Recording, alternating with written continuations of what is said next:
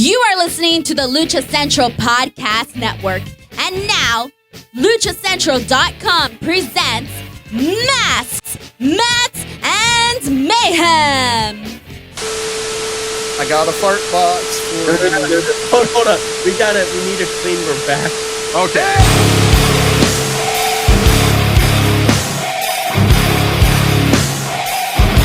Welcome to another edition of Mask, Mats, and Mayhem. I'm your host, the Outlaw LA Red.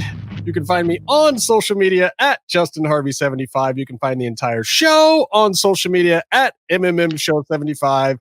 And today, I guess I'll start with you, Meef. Byron just left. Yeah. I got figurines. You're moving it too fast. I can't tell what it is, Meef. You got to hold it still.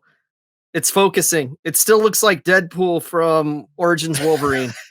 Oh, it is. It's the Veruvian hack. But like, this is what I want to show you. Is if you can see it, that's a double joint on the knee. Oh yeah. Wow. For articulation. That's insane. The articulation on these is absolutely incredible. So what are you doing with these figures, Meef? Well, I got talking to Eric, who owns and makes all these stuff at where's Studios. Eric? Eric sent me these because we were having a conversation with Jesse Hernandez, Urban Aztec. Mm-hmm. And they posted up a picture of the Tezcatlipoca Jaguar Warrior. Oh yeah, dude. Which is... Wow. Ooh. That's the headdress. Yeah, I got that. Headdress. And it comes with the Macwattle. Macwattle. The Obsidian sword. Sweet. And I got. So he sent, but he was like, "Oh, I'll send you a figure." And okay, there we go. Byron being clever. So you've certainly got your work cut out for you then, huh? Oh man, Meef. You're painting all those, right? Yeah. But I also put in a good word for me, Meef. Okay. I am looking for the Vitruvian Hacks Vandar, the Wandering Barbarian.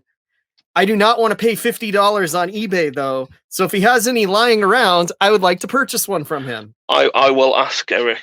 Yes, please. But yeah. He said he'd send me like one and the figure. So I was like, oh my god, let me pay you at least for postage. You know what I mean? And he actually sent me the male and the female blanks, and nice. I got two sets of Tezcatlipoca and two of the Luchador set as well. Ooh, which I don't think is out yet, right? Or either of those out yet for purchase? I didn't notice them on the site. Yeah, but they're the ones that you have to buy in the blind boxes. Oh, that's right. Okay, yeah. I know what you're talking about. Yeah. They do a lot of cool, like little accessory packs, and they have blind box ones that you can get a lot of stuff. Really cool figures. They're a different scale than the Lucha Bros are going to be in. They're like G.I. Joe scale instead of like wrestling figure scale. 4 inches, maybe. Mm-hmm. Let's see if I can get this. So what is that? Describe that for me. It's almost like a Batman style. The actual eyepiece goes up, so it's kind of like a Ray Batman mask almost. Gotcha. It's gonna be fun painting it, but it comes with as well a little belt. Oh, nice! That actually has the Aztec seal on one side, and on the other one, it's kind of got. My camera's terrible. Yeah, it's kind of the raised logo one. See, that's pretty cool. I got something today too. I got Roy from Friday the 13th Part 5. Scissor Me Timbers. Oh, look at this. He's got the Brutus the Barber shears, baby. And oh, look at that. Oh, spoilers. I also with all the weapons you need to murder someone while they're taking a shit. I also got something which I don't have handy, which is a B Wata t-shirt for the 80th birthday of Bruce Lee. Nice. Yeah, yesterday was his birthday. Happy birthday, Bruce. Fuck you, Meef. Byron, we can go back to 4. Yeah, I was going to say, get off my eye. Go back to the 4 shot for all the audio listeners. Too much sexy for people. That over there is at Lucha Gringo. Hi. What's that hat, sure. Lucha Gringo? Have I seen that one before? It's Leatherface from Japan. Dope. Leatherface, IWA Japan.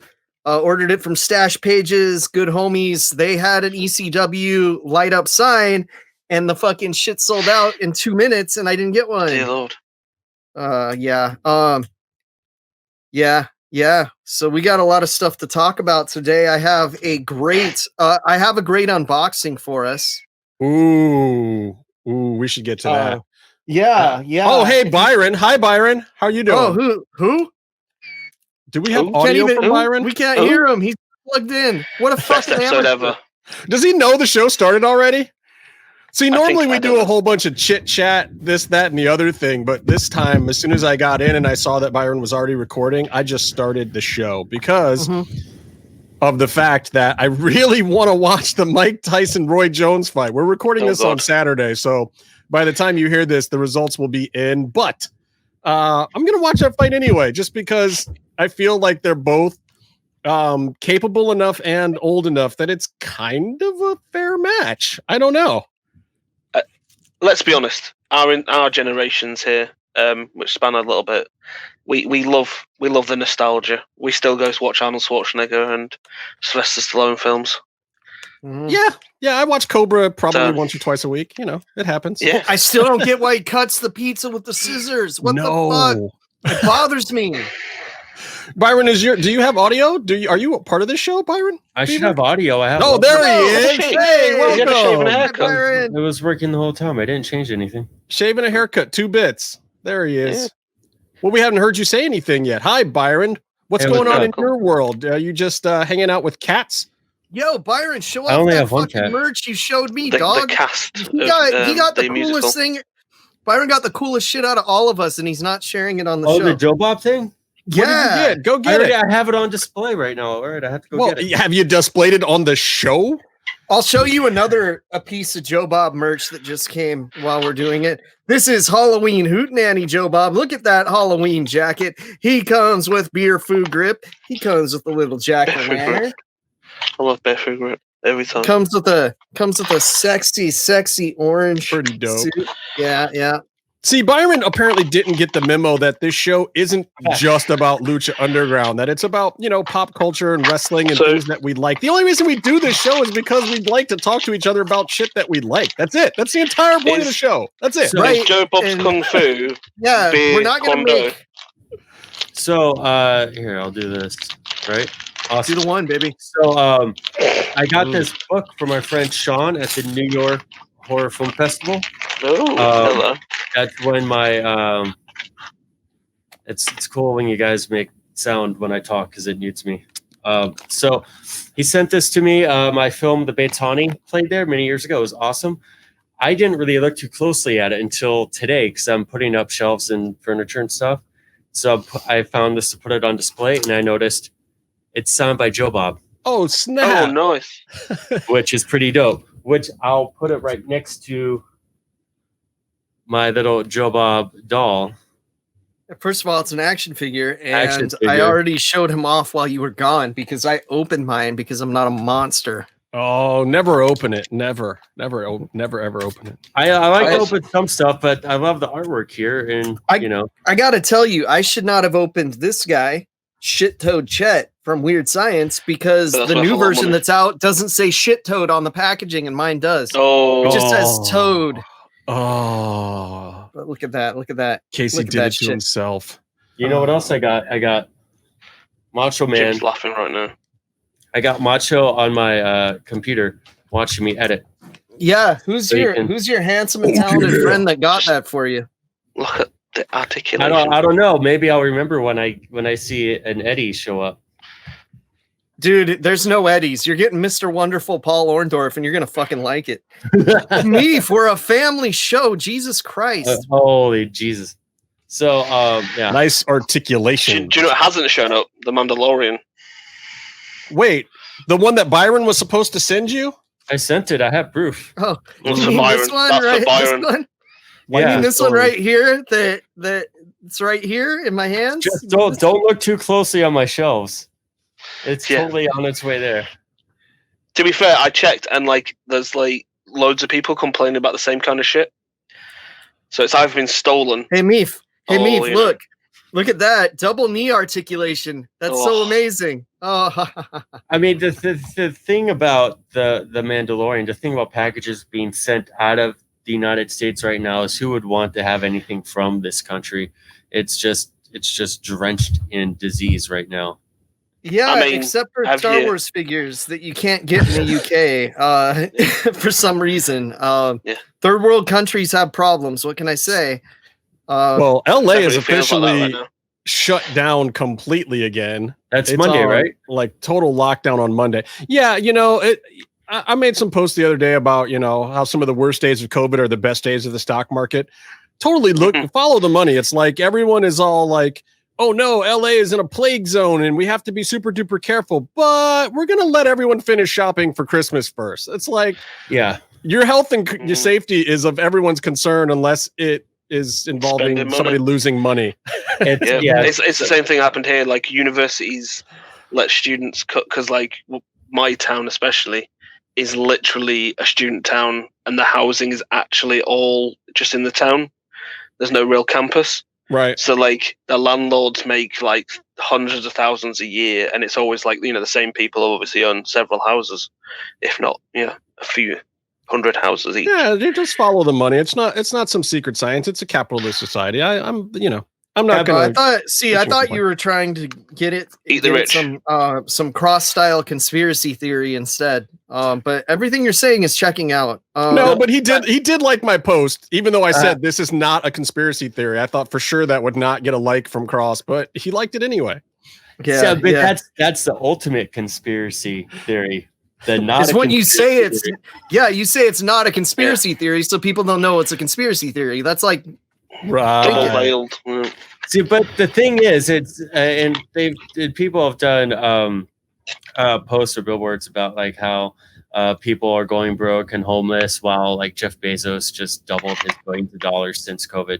The thing is, people still spend. You can buy online. It's not like you can't do that. You can get stuff delivered. Like, we were managing, especially takeout. Like, I spend more money on during COVID than before, because you have to get groceries. I was in New York. You have to get groceries delivered, or you just get takeout all the time, or delivery.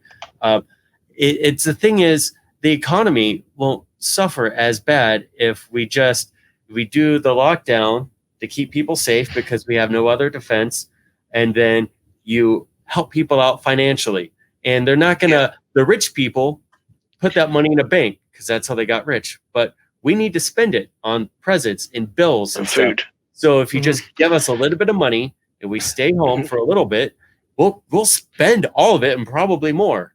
Well, goods and services are not necessarily slowing down. And again, evidenced by the stock market doing well. Certain products that are consumed in the home or ordered through online services or food, people are still eating and wiping their butts. I mean, if you're a toilet paper manufacturer, putting things in them. The pandemic certainly hasn't hurt you in any fashion. It's just those things like in-service stuff and group environments and, certain aspects of entertainment like live concerts. Dear Lord, if you're a rock band that counts on touring right now, you are screwed. If you are a movie theater right now, you are not selling a whole bunch of popcorn. Yeah. Those kind of services are just decimated. But hey, it is what it is. Hey, I want to get to something important. Does anybody have Little Cholo's link for his merchandise? I just sent him a DM, but I think I have his Pro Wrestling Tees thing. Here's the deal, guys. Go out, and I need this link myself, because when we'll post it in our links this week too. My man broke his foot at the worst time possible when he finally picked up some bookings. He was looking at going into the new year. Good. So what is it? ProWrestlingTees.com. Wrestler t-shirts. Oh, it's just Lil Cholo. If you look up Lil Cholo on Pro Wrestling Tees, you can hit my man's merch. Please, if you want to support, people say buy local. Well, this dude is local to us in LA. We've been watching him wrestle for a gabillion years. He's been on a show a couple of times. He's definitely a friend of the show. He hit a bad break. He broke his foot in a match. Finished the match, by the way, because he's a freaking rock star and didn't blow any spots after that. But then now he's got to cancel the rest of his bookings for the year, and he's going to be laid up for a few months.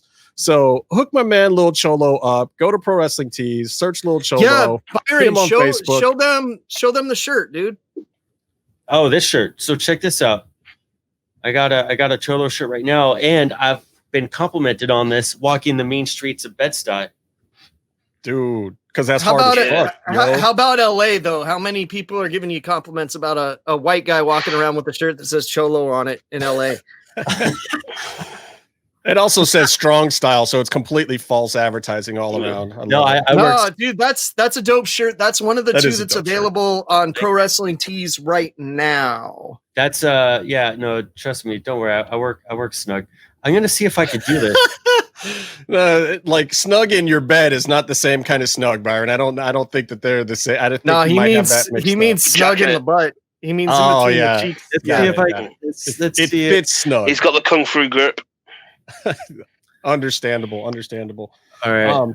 I'm gonna try and do this for our lovely video. Oh, hell yeah. Hey, look at that. It's working. Hey, what's up? Hey, it's Lil Cholo's page on Pro Wrestling Tees. And they probably have some good sales right now too. They have their Cyber Monday sale still going on Tuesday. How long does Cyber Monday sale go? I think it goes all week. Yeah, I think it goes until Friday. These aren't even the expensive shirts, so who gives a fuck? Just buy them if they're not on sale. But you shell out the few extra dollars for premium soft, and then Cholo gets some of that extra money as well. But don't be a savage. Buy premium soft. Come on, we're not assholes. You get premium soft.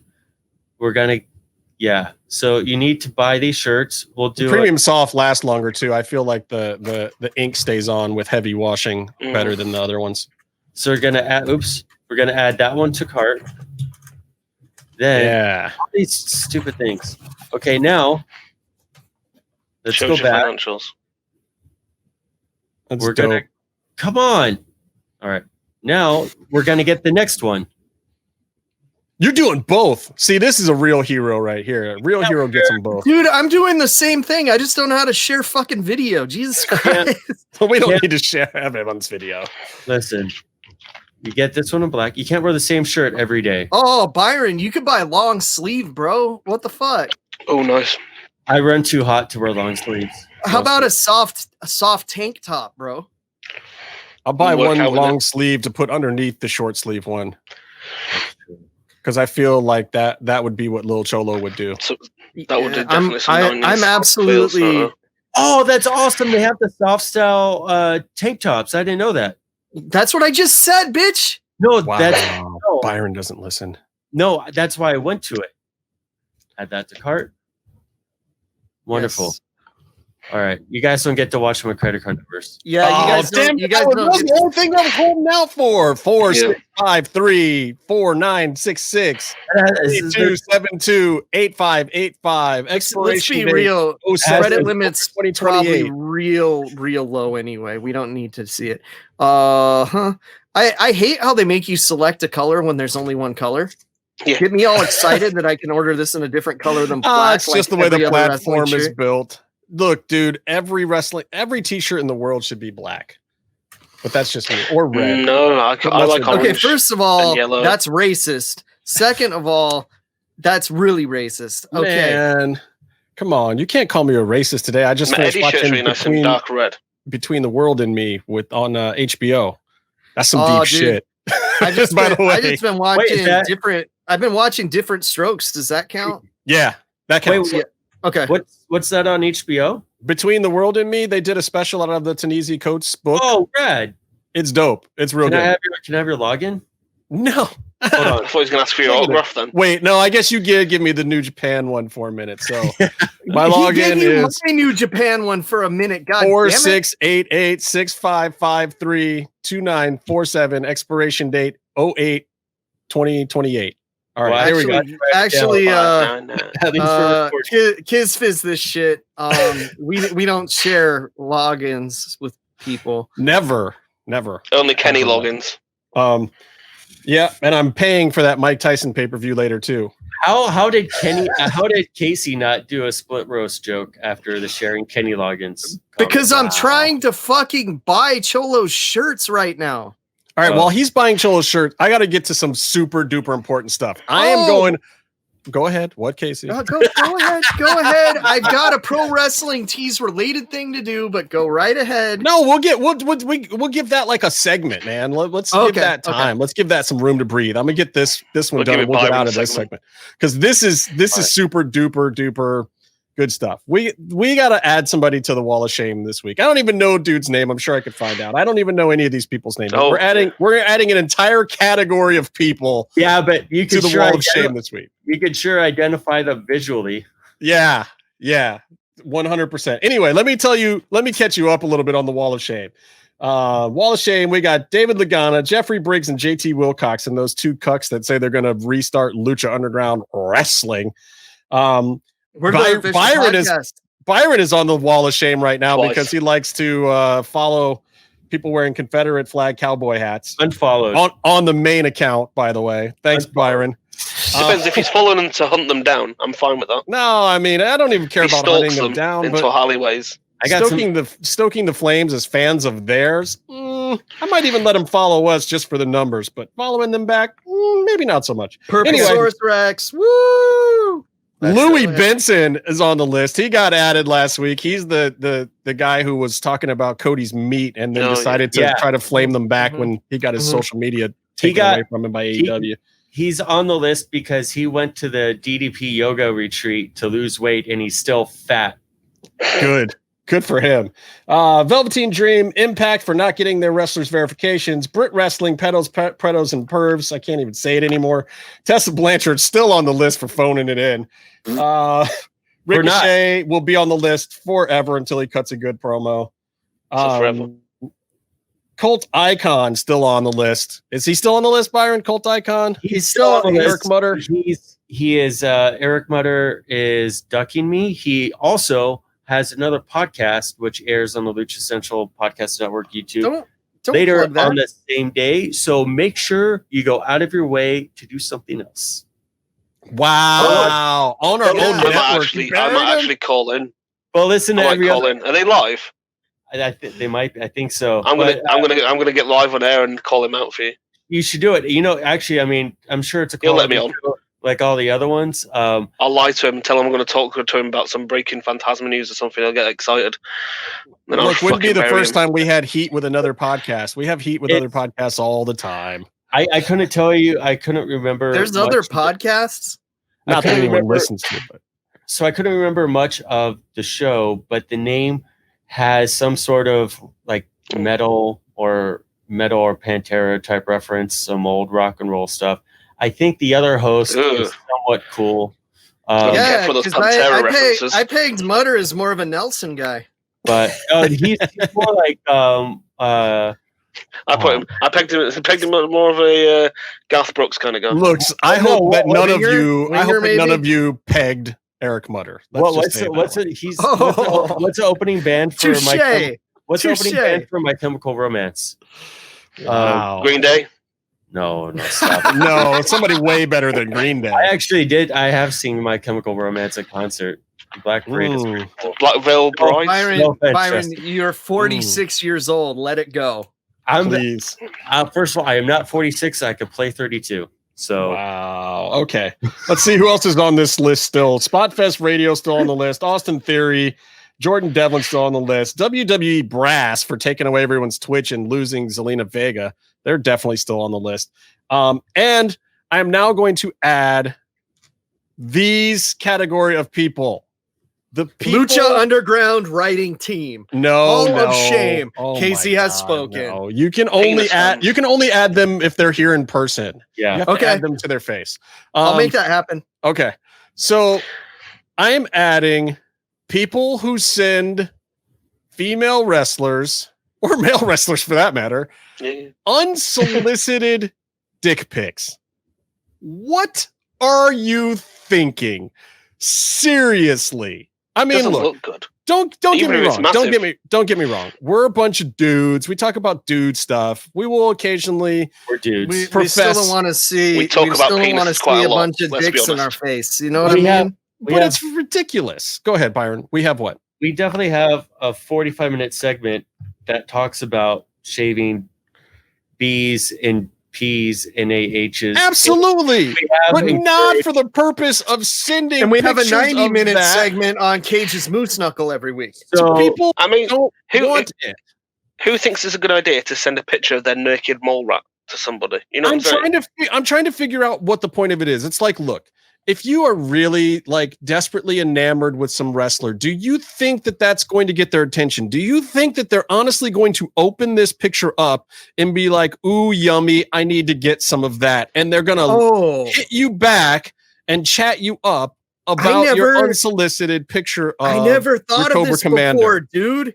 Is this how we get Sid on the show? We got to send them our dicks? Send them pictures of pizza. Send them pictures of pizza. That's more likely going to get your attention. What if he says that he has half the dick that we do? No. By accident. Oh, God. Did he break his dick falling off a turnbuckle? Oh. Well, Rodman came close. He's got some stories. But seriously, that's what you need to watch instead of watching Eric Mutter's podcast. Go on Vice and listen to Rodman talk about breaking his dick 3 times. Everyone go watch. I've got a terrible story, which I don't know if I've told them this, but I've definitely told you guys before the story about damaging my own. Wow. Bloodbath. How's it go? It goes, blood is good lubricant. No. God, what happened here to this segment? I don't know. Hey, look, man, whatever got you through that prison sentence, whatever got you through it. Okay, so here's how the whole thing came about. Thunder Rosa posted on her IG putting some people on blast for having done this to her. And the reason why it's super duper messed up that people are sending her those kind of unsolicited pics, like she could care less probably and would just hit delete or whatever and block the person. But she's not necessarily the only person that manages her social media. She has a team of people. She runs a promotion. Other folks in her family help out with her social media. Why are you going to do that? And I'm here to tell you guys, guess what? A lot of female performers, especially the ones that hold belts and promotions, have other people running their social media. Oh, God. Guess who's not actually looking at your D pics? Alexa Bliss is not actually looking at a picture of your D. Guess what? Also, she's taken. Most of them are. So what Guess who's not looking at your D pics? Chelsea Green. Just because she posted a bikini pic on IG doesn't mean she wants to see your wang. Yeah. Doesn't Zack work Ryder that way, boys. Your wang. Yeah.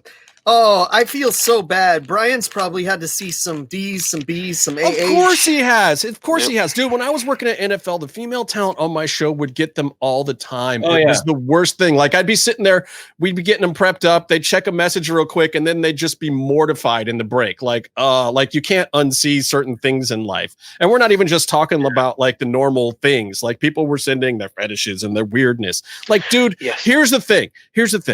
If you have a desire for someone to look at your thing and comment on it, there's websites for that. Go on Chatterbait, go on MyFreeCams or one of those sites where you can like YouTube right now, gentlemen. There's YouTube right now. Also, like first of all, this is a thing like women in general. Like if you want to see, just make an account on a dating app as a female. Put any picture up and just wait, and you're gonna get them. Like talk to any of your female friends. It's just something they accept them like ridiculous though. But there is someone, the People's Champ, Felicia Rose, I think will actually for a fee and support sex workers during COVID, she'll actually rate your dick pics. That's what I'm saying. Like there's places to go for this kind of response. If this is your thing and people have things, and I'm fine with things, you can have your thing. Wait. What's the rating criteria? Are we talking size or are we talking things like lighting and atmosphere? Dude, there could be any. There's shape, humiliation, there's size.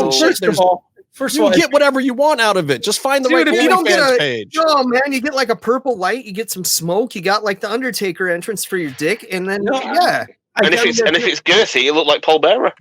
But if you're paying, for it, you get what you want. Like some people, especially after the cum shot. with his white face. Even if you're paying for it at that point, it's still not unsolicited. The whole point is unsolicited. Even SWs don't want your unsolicited crap. Like, send them a check in the mail or buy a t-shirt or something first. Like it unsolicited. That is the part that is not okay. So I can't send my dick to Star Wars cast members? No, sex workers. Very, very much. The other SWs. Good. Send it to George Lucas. Yeah, I mean, I tried sending them to Peter Mayhew, but it turns out he's dead. You should send a picture of your Frank boner popping out through your pants to Jon Favreau and be like, I really enjoyed Mando this week. And here's the thing too. Some of these dudes don't even mind if like they get put on blast and humiliated because that's part of what they're going for. They want to be they have some kind of need for rejection or humiliation. Dear Jon Favreau, you made it grow and goo. Oh, Jon Favreau. There's a guy I really want to like, but I also do you want to see my Max Rebo? Like, I love the Mandalorian, but at the same time, him as a person, he might not be my favorite person. Dragon. But Mando was great this week. Loved it. Have you watched it yet, Byron? Oh, yeah. If you were a female, you could send him a picture of your Sarlacc pit. Of your what? Wow. Oh, Sarlacc pit joke. You know what? Some of us have them in the back, if you know what I'm saying, Byron. Wow. I don't want to know anything about your Boba Fett in it. I know Byron does. He likes both figures. Do you know where your Mandalorian figure is, me? Yeah. Jammed up Byron. Wow. That just got super duper real. Wow. Anyway, drop it with a rancor. Don't send them. Seriously though, honest to God, Byron, what do you think that these guys are expecting? Even worse on the inside. What do you think these guys are expecting the result to be from doing that? Like, what is the desired result? They're just socially so awkward and messed up. They don't like this is their interaction and this is how they get acknowledged. Has there ever been a single time in history where someone has done that and had any level of success with a completely unsolicited pic to someone they did not know? I mean, it depends. Maybe they're just trying to be an asshole and fuck with you, and especially if you turn them down. But also, Byron, if you were going to be an asshole, you'd send him like that one with the coat hanger that you showed us. Well, okay, hold on. The jar. You're making all of that up, first of all, but it's just there's something that showed us while we were eating at Denny's. After I know what Byron's favorite Lucha waffles Underground are. episode Anyway. we're going to talk about today. It's just the depths of depravity of humanity know no bounds. So especially when everyone's at home cooped up, they can't just show their dick around the neighborhood, so they got to send it to strangers. I guess so. I mean, I guess it kind of is the peeping Tom thing. It's just the new age. Many the flashers, the old guys. Dude, people the New are York fucking flashers weird. back in the day. I think it sucks that everyone has to deal with that stuff, and I do just want to remind you that Meatloaf is open for all solicitations. He's actually soliciting the dick pics, so send them to Meef. Look, I can't lie. I've gotten weird stuff in my DMs before too. Like I've gotten sent links and I've gotten sent pictures and stuff, and it's gross for anybody, but I can't imagine the quantity and volume of it. And if anybody that I was related to was helping me out with my social media, like guys, please understand that lots of these people know that these kind of messages are coming and someone else is going through their social media. You're not getting through. If you don't have a wrestler's personal phone number, they are not interested in having a personal conversation with you. And if you do, don't send them pictures of your dick. Yeah. Please don't. Unless they ask for them, because they are a carny bit, and every now and then, who knows what goes on in those messages. But that's Justin, unless a Velveteen Dream, don't respond to his messages. Question for you. Yeah. Justin. If I was to send a dick pic to somebody and I wanted to make sure that it was photo ready in the best way possible, how could I do so? No, God, no, we're not going into the sponsor segment from this. There's no way. It was the perfect transition. No, there's no connection to the two things, damn it. We will never do that to our sponsors. We love them. Some years ago, I had Christmas. So in summary, professional wrestlers are independent contractors and running their social media is part of their business, and part of their business is to have it's all business. And look, I understand some of these people may feel led on or let down or whatever when they find out that the messages that they've been getting or whatever the kind words that they've received may not be from the actual person. But at the same time, you have to understand that, like, look, suspension of disbelief is part of it. You're entitled to your fantasy of what, these people are. That is part of the wrestling business. They know that, but at the same time, there is still a line. You can appreciate how attractive some famous person is. You can appreciate how kind they are to you. You can appreciate a conversation to you, but seriously, keep it in perspective. There's a line, and the line is firmly drawn at unsolicited pictures above the waist. It's drawn above the waist. Honestly, pictures in general, they don't really want to see a picture of your face, let alone anything else. It's not what it's about. Some of your faces are uglier than your genitals, and that's really you're their fan. I've got a way of summing this up. So these thick. We already summed it up properly. We're going over it for the is when you go to a supermarket, and I work in a supermarket, and somebody like me, especially me, if you come into my supermarket, says "Have a nice day," I really mean fuck off and rot. So when someone says something nice to you, it doesn't necessarily mean they fucking like you. In fact, they probably fucking hate you, but they've got to be nice. I'm gonna leave it at that. I like that summation. So I'm going to send it over to Denise Salcedo. I'm going to send it over to Denise Salcedo over in Lucha Central. Oh, my transition was worse. Jesus Christ. Well, but you wanted to go to what gets me paid. I don't want to butter my buns on the wrong side of the muffin. Take it away next week. Anyway, let's send it over to Denise Salcedo and Lucha Central to find out everything that's going on this week on the Lucha Central Podcast Network, except for whatever Byron said about Eric Mutter and his thing. The thing is, it's the same promo every week, so Mutter's show isn't even on it. Yeah, he doesn't even have a mention on it, so it's all good. Whatever. They would change it if they liked him. Let's come back and unbox a thing. Oh, hey, I got a box. Hey everyone, it's Denise Salcedo here in Lucha Central with a reminder of where and when to catch all of the great network content this week. Get the full lineup and listen to all of our shows in the podcast network section of luchacentral.com. Sundays on the Lucha Central Facebook page, world-traveled shooter of the camera kind, Jerry Villagrana goes mano a mano with a fellow photographer to throw down about some of their favorite photos they have taken at Lucha Libre events. Monday, Business of the Business returns as Mass Republic President Kevin Kleinrock takes you inside how your favorite Lucha Libre merchandise gets made. On Tuesdays, Mass Mats and Mayhem takes you inside the world of Lucha Underground as they take you weekly through the series with the benefit of hindsight and the benefit of special guests from the groundbreaking series. Check out the premiere video stream every Tuesday at 2 p.m. Pacific, 5 p.m. Eastern on the Lucha Central YouTube channel and at luchacentral.com. Then listen to it on your favorite podcast platform every Wednesday. Tuesday nights live, it's Wrestle Boss, where Fabi Chulo talks MMA and pro wrestling with special guests and listener call-ins. Visit WrestleBossLive.com Tuesday nights at 7 p.m. Pacific to listen live or call in with questions or download the show on podcast platforms on Wednesdays. Wednesday nights live on Facebook, it's Spanish show La Mesa de los Márgaros, giving you both the news and the chisme from around the lucha world. Special guests and a whole lot of fun make it one of the most talked about shows in Mexico. Thursdays, it's Straight Out of the Bodega with Papo Esco and PWR promoter Gabriel Ramirez, as they have guests from throughout the wrestling world pull up to give an inside look into their careers. From indie standouts to television superstars, each week brings a new name and perspective. On Friday, it's your double dose of Lucha Central Weekly podcast, one in English y el otro en español.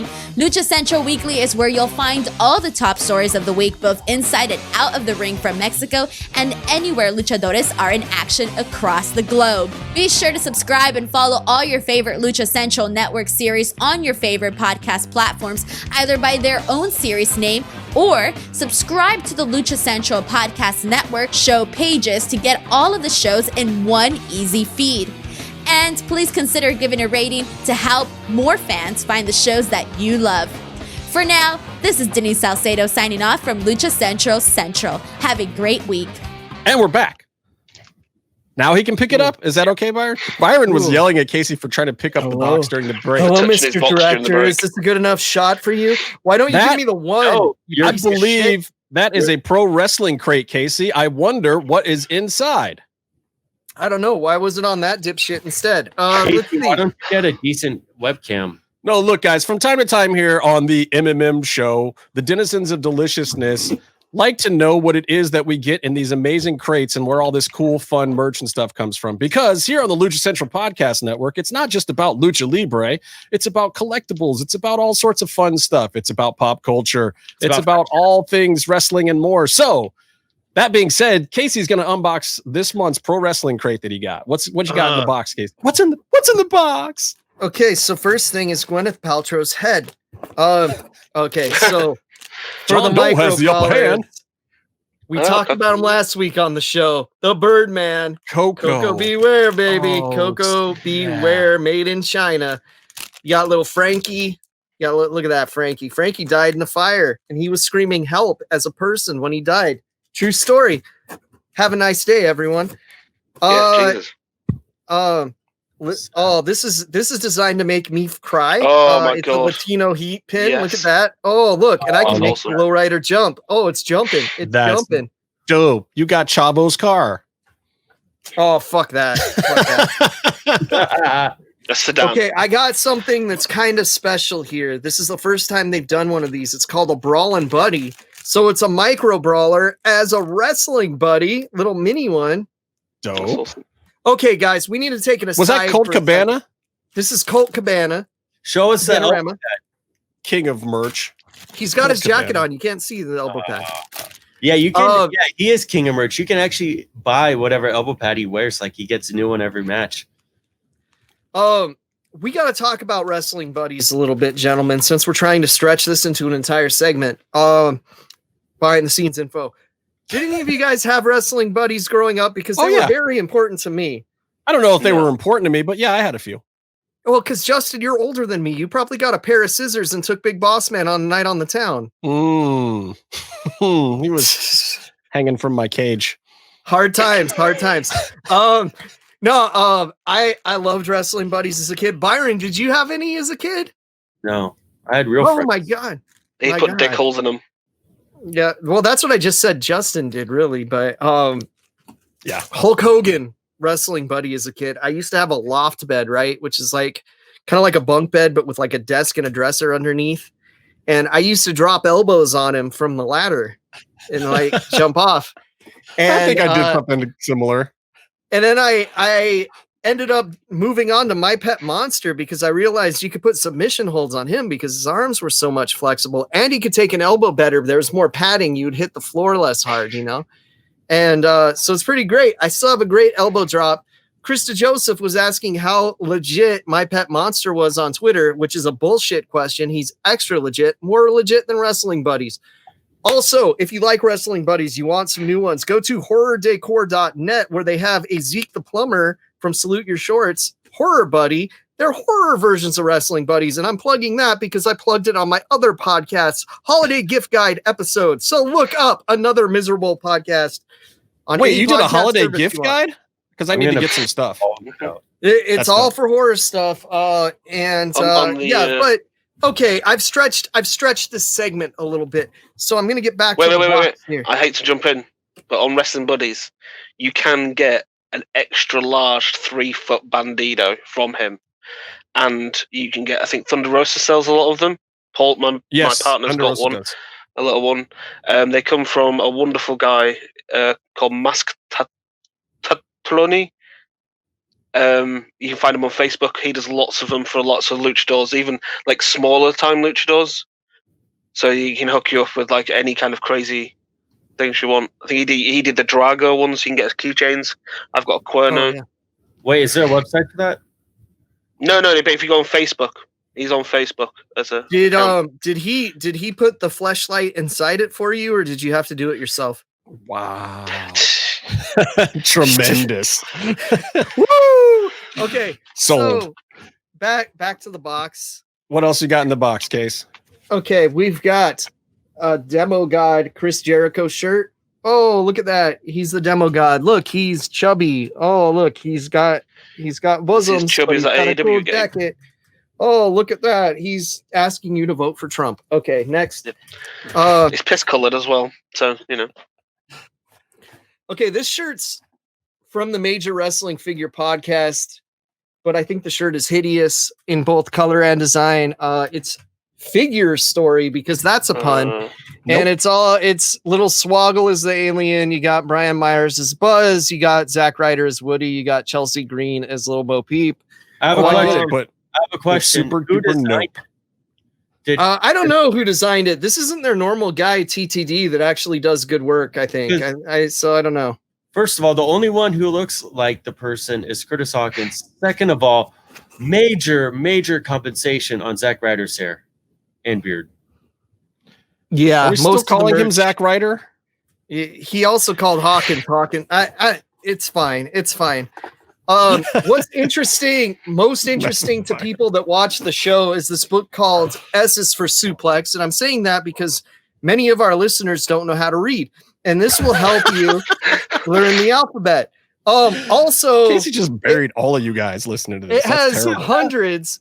We've got lots of Australian listeners now. It has hundreds of actual wrestlers in it, including Lucha Underground's own Marty the Marth Martinez, whose shirt says Lucha Pride instead of Aztec Pride because apparently he got in trouble for the other one or something. Interesting. But didn't he release a Lucha Pride shirt after Lucha Underground was over? He's got an Aztec Pride shirt on Pro Wrestling Tees. Okay, well, he's not wearing it there. That might be what I'm thinking of. And also, soon to be Byron or Justin's Christmas present is a signed 8x10 of Britt Baker DMD. I will tell you this. Like, I don't necessarily think Britt is the hottest thing in the universe, but I appreciate all of her segments. Yeah, I'm just actually thoroughly entertained by her. On TV. Merry Christmas, Justin. Merry Christmas. Yeah, no, I agree. He appreciates all of the segments, her arms, the legs. She definitely she's gone from a super green, overpushed baby face that has nothing about her to one of the most interesting aspects of wrestling for the week. But sometimes, look, honest to God, sometimes the overpush is the key because that's how they learn. They go out, they bomb some segments, the crowd gives it to them, they learn, they hone their craft, they figure out what to do better the next time. Part of what makes a good wrestler is not getting out there and being great every time, but going out there and bombing sometimes and figuring out and actually paying attention to what could make you greater. Hey, I think that's part of what makes on RuPaul's Drag Race. Turn around. You missed it. Is that Velvet? Okay. Well, it was. She was there. She was stirring the pot. Have you seen on RuPaul's Drag Race? They purposely make some people fall. You know, these people who are like full of themselves and stuff. Mm-hmm. Kayfabe, are you giving away reality producer secrets? Hey, on a show with two reality producers? Is for kayfabe. Destroying the there secrets. Are secrets fans can't know. You purposely set them up so they fail. Safe. The wrestlers have a magic code. I gotta tell you guys, speaking of what gives you a storyline arc. What someone brought up earlier, AEW. Can I point out Robert Gibson's eyes in this image? Are they crooked in it too? Like in real life? We'll talk more about AEW Dark later. But right now, I do want to talk about this. Like, look. Ball shaving? I do. I want to talk about that, but I want to talk about why it's important. First of all, for those who are newer to the show or haven't been around the whole time, like we've been doing this show for 4 or 5 years now. Jesus Christ, really? We have at times put our own money into it. At times we've moved a couple of t-shirts to break even. We're not trying to get over with our sponsors, by the way. We typically are only advertising things that we actually believe in. We worked for quite a while to get this particular sponsorship that we're very proud of. And if you want to support this show and you want us to keep being able to do this, there is a certain amount of financial expenditure required to make a show happen on a regular basis, which is part of why we teamed up with Mass Republic. We love those guys. Like, we appreciate this. I won't say we love those guys. Let me take that back. We appreciate what they've done. We tolerate those guys. We tolerate them because we tolerate our overlords because we appreciate what they've done for wrestlers that we like and appreciate. We appreciate what they've done for the business and keeping things out there at the forefront that we like and enjoy. Them as people, Ruben's good. I like him. Anyway, that's beside the point. But the point I want to make, because we haven't really discussed this. Like, some people have been, they're like, oh, you guys have to do those spots now and this, that, and the other thing. Like, look, we do have to do the spots now, and we want you guys to support them, and we want to get good deals for you guys on the products, and we want to bring you products that we believe in, but we also want to keep the show going. So before I even get into the necessaries of the things that they ask us to say about their products, we, look at that, that whole list of things. I want people to understand that it is important to us. We don't just like talking about our balls. We are actually promoting a product for the purpose of A, bringing the show to you, and B, because we actually do use it. At least Casey and I do, because we got our boxes, and I don't know if Byron and me ever will, because Byron likes to move around too much. Anyway, it's not our sponsors. Dude. We've got the best looking AHs in the business, in the podcasting game. And that being said, I will also say this. I understand that these products are not for women, and we have a large female viewership. There are a lot of women who watch the show. There are a lot of female wrestling fans. I don't want them to feel left out. And I'm going to say this, ladies, you're not off the hook, because guess what? It is the holidays, and I know you need to buy a gift for a man somewhere out there in your life in some way. And that gift should absolutely come from www.manscaped.com, because whether it's your significant other, whether it's just somebody I believe truly that you believe in their personal male hygiene, and that these products will help them out. And if you act now at manscaped.com, you can use code MMM for a 20% discount and free shipping in the UK, Australia, Canada, and right here in the good old US of A. So now I got to talk about the actual products, right? Yes. You got the Lawnmower 3.0 with the skin-safe technology and the Guide Light. Look, it's not even on my list. I'm going to get Paul to test it, see if it'll work. Okay. You do what you got to do, brother. No, but like, it doesn't even say that I'm supposed to talk about the Guide Light on here. This is just one of those features. Like, the first time I turned it on, I was like, "Ooh, what's that flashing?" Excuse me, sir. Did you say that you would get Paul to try the ball shaver? I did. Because, you see, I have one thing to say to you. Fuck you, you're wrong. Because I already used the ball shaver. This is Ball-y dangerously. Ball-y dangerously. So Ball-y, if I was a tribal chief and I was getting a little sticky around my tribal jewels, what would help me out with that? Well, first you need the little crop wop might. Oh God, it's making me say it. It's so hard to say. That's it. That's perfect. The whole segment went exactly as planned. The wet ass pussy wipes. Oh, God damn it, Cardi B. Okay. First, what you need are the crop mop wipes. You see, because you don't want your balls smelling like Balls Mahoney, for example. The man never showered. I loved his in-ring work. But if you thought that he was a hygienic person, I have one thing to say to you. Fuck you, you're wrong. Could the crop preserver actually let me survive the suplex machine, the human suplex machine? Yes, you see, we actually used to soak Terry Funk in the ball preserver, and I could get him right here to talk to you about it, you see. Well, you see, Justin, I'm just an old man, and, you see, my balls, they hang kind of low, you see. I had a lot of knee injuries, and all those surgeries would have never happened if my balls weren't slapping my knees so damn hard. So I wish I used that ball preserver. And let me tell you, Paul Heyman, he just said that if I took a bath in it once every 2 weeks, it'll help me moonsault. And I could do a double flip-off for you right now. Oh, look at that, a double flip. That was for the video listeners, son. Forever. And the weed whacker. The weed whacker, not like the New Jack thing where he comes out with an actual weed whacker. I'm talking about.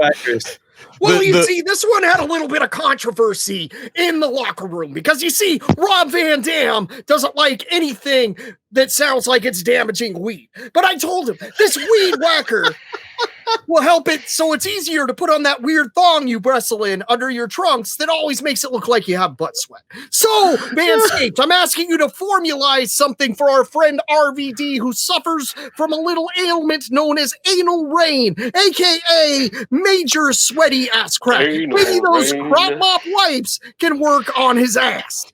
Maybe the crop cleanser body wash. I don't know. Look, all these things, they're formulated, they're vegan, cruelty-free, dye-free, sulfate-free, paraben-free, so you know your manhood is in good hands. Visit manscaped.com. Ladies, get your man a gift for the holidays. Get me something. You can send me something. Let me tell you something there, Justin, because your balls are in good hands when they're with Manscaped. But you see, if you got in my face, I'd put you in the shoulder and balls Tazplex, and you would lose right away. You would be tapping out because I am the human suplex machine. Beat me if you can. Survive if I let you. The human ball toning machine. Be sure to use code MMM when you buy yourself a ball shaver from manscaped.com. I love it. I don't have anything else to say. Just another victim of the human suplex machine. Beat me if you can. Survive if I let you. Byron, get me out of here to another break so we can talk about Lucha Underground. Please, dear Lord. Lucha-masks.com, in partnership with Mask Republic, give you personal protective masks to keep you Lucha strong in the fight versus COVID-19. With world-class luchadors Blue Demon Jr., the Lucha Brothers, LA Park, Ultimo Dragon, Cain Velasquez, Conan, and so much more. Head to lucha-masks.com and you too can become a masked warrior. Lucha-masks.com, powered by Pro Wrestling Revolution. And we're back. Hey, are we back? Great. Thanks, Case. Yeah. Casey, what are we supposed to talk about in this segment, Case? We're supposed to talk about how the it's kind of hard to see all the predilection towards death on this episode, given what happened in real life when we went to this taping. Wasn't this the taping right before, like right after Pero died, and we had the memorial right before? Yeah, and I think I came to the next day, and you guys were at this day, or maybe I didn't come this weekend. I don't know. It was day two. It was day two. Yeah, because he died on Saturday. Look, so the real story is a lot of people had heard that Rey Mysterio was going to be coming to Lucha Underground potentially in season 1, and Rey was down in Mexico wrestling, correct? And Tijuana and TJ, and this was the weekend that Pero Aguayo had passed away from the in-ring performance down there that weekend. And it was a weird thing, I think, for a lot of the Lucha Underground locker room, considering especially half of them knew him very, very well and had worked with him or even in stables with him. So strange thing. Still wasn't there, but this episode does contain the first appearance of Casey on camera. I don't know if I saw you, Byron, or not, but I was not at this particular one. I'm not sure that we were there for the first match. I didn't see us in the audience in the first match, which is making me think it was from another taping, because I also don't remember seeing this live. And I think I would remember Mundo versus Aerostar. Like that would be a big deal, you know. For people, I remember. I think the death match. Yeah, I remember the death match, but there was a different ending that we need to talk about too that we didn't get on TV. And I think they showed it though, but I also don't remember. I don't remember the Puma Hernandez match live. Well, the Puma Hernandez match was Casey fist bumping or attempting to fist bump Puma. You got no sold a little bit, but clearly Casey was at least there. It was before I knew he was a piece of shit. So this is for people real quick. This is season 1, episode 29 of Lucha Underground, which you can still catch on Tubi. And for those who don't know, the way that they tape Lucha Underground, especially towards the end of the season as they're fixing storylines and laying out episodes and moving things around. Literally, Melissa would change clothes, Stryker and Vamp would change clothes, and they wouldn't do necessarily a whole episode in order, and they would just kind of patch things in throughout the day, and also they would kind of tailor where the matches were for the crowd purposes, but not necessarily air them in that order in the episodes. So unlike a lot of wrestling products where if you go to a Raw, you're going to see the opening segment first, you're going to see the main event last. Lucha Underground was not necessarily done that way, and typically in any taping, you would see 2 full episodes and maybe a match or 2 for another episode, and usually 1 or 2 dark matches. Right. So you were there for quite a long time, and it was a full day of wrestling. Sometimes the crowd would get gassed. Sometimes they would get more and more pumped. You see kind of the ebbs and flows of it. And I think eventually, especially at the end of season 2, they worked out how to work the live crowd to get the right reactions for matches on TV. You know, but like even this episode, you have a freaking title match as the middle match because the Phoenix Mil Muertes was a bigger storyline and a bigger spot and a bigger thing. So it goes last. But and also Prince Puma sucks. I wouldn't say the guy sucks. I go that so far. But what were you going to say? You're okay with me calling him a piece of shit, though? I mean, I don't necessarily agree with it, but I'm okay with whatever you want to say on this show, Casey. Have I ever stopped you? I feel like I just got edited about 5 minutes ago, actually, but yeah. That was just a segue. That was just the timing of a segue. That wasn't like that you shouldn't do it, just not then. Okay. I think that this Mundo Aerostar match that we started off with was great because it actually really established Mundo as a heel, because Aerostar is like the one person they could beat up and get sympathy on, since none of their heels act like heels and none of their faces act like faces. Yeah, I mean, Aerostar is kind of one of the only true faces for that lasted the entire time. And you got to remember, Drago's gone right now, so Aerostar's by himself. Also, the only other person they could have done it with was Sexy Star, and we know she can't work. I'll lose. Not hard to lose him. But also, like Mundo really tied it together, and he worked as a heel too. I mean, you couldn't stop Vampiro from talking about the stomping, but that was probably like when that was the best I've seen him in a ring, and that makes me think of like he did a Stone Cold podcast probably a short time after that, and Stone Cold was complimenting him, like his psychology was next level, and that's when he started becoming that main event attraction, when the personality was part of the ring work, Yeah, and I felt it was a little off from the flow he got into later, where he turned it into more of a heel role that fit him a little better. But I did like that he consciously was putting in, some MMA stuff and grounding his opponent and really trying to physically work heel, which wasn't something you had ever seen a lot of out of him in his career. He does his flippy spots, he gets over with the crowd, he shakes his hair, but it's like you can still do all that stuff and be a heel, but you do have to use a little ring psychology to kind of turn the corner and overplay it a little bit at first too, which is I think what he's doing here, and he did a pretty good job of it, and Aerostar looked phenomenal. So I loved the Aerostar spot where he took the Ric Flair turnbuckle flip, except he did it in the middle of the rope. I've never seen it quite like that before, and it was super intentional, so clearly he had worked it out. No, he invents stuff all the time. He also gets really, really pissed if people steal what he invented, which is constantly. Yeah. But that's why he kind of self-banned himself from Twitter for a few years, actually. So yeah, right around this time, actually. Probably very smart. I mean, look, if you're getting over already, why bother? This episode did start off with a vignette with Chavo, Dragon Azteco wants you protected. Oh, blah, God, blah. Let's fucking insert ourselves into the storyline. It makes no sense. I hated it. It was weird, too, because last we've seen Chavo, he was working super heel, and then, here he is talking to Lotus about, like, no, you've got to do things the right way. Do it in the ring. Don't just go in there and try to take them on head on. Go and be a wrestler. Like, okay, I get it, but still. Not my favorite of Lucha Underground storylines. This part was like, I had a feeling that this happened because they didn't know that Blue Demon Jr. would be coming back and they needed to switch Chavo to something. And so this was done to eliminate the debt from Mexico. So it's eliminated now. Yeah. So, and again, I get it. And I don't dislike Chavo. I think that no, I love Chavo. Lucha, I think this. And I think Lucha Underground used him good in certain places. And I actually even liked what they did with him in season 4, which I can't say about a ton of people. But you know, this wasn't it for me storyline wise. Anyway, and it's this martial arts angle isn't a place to insert Chavo. Correctamundo. Agreed.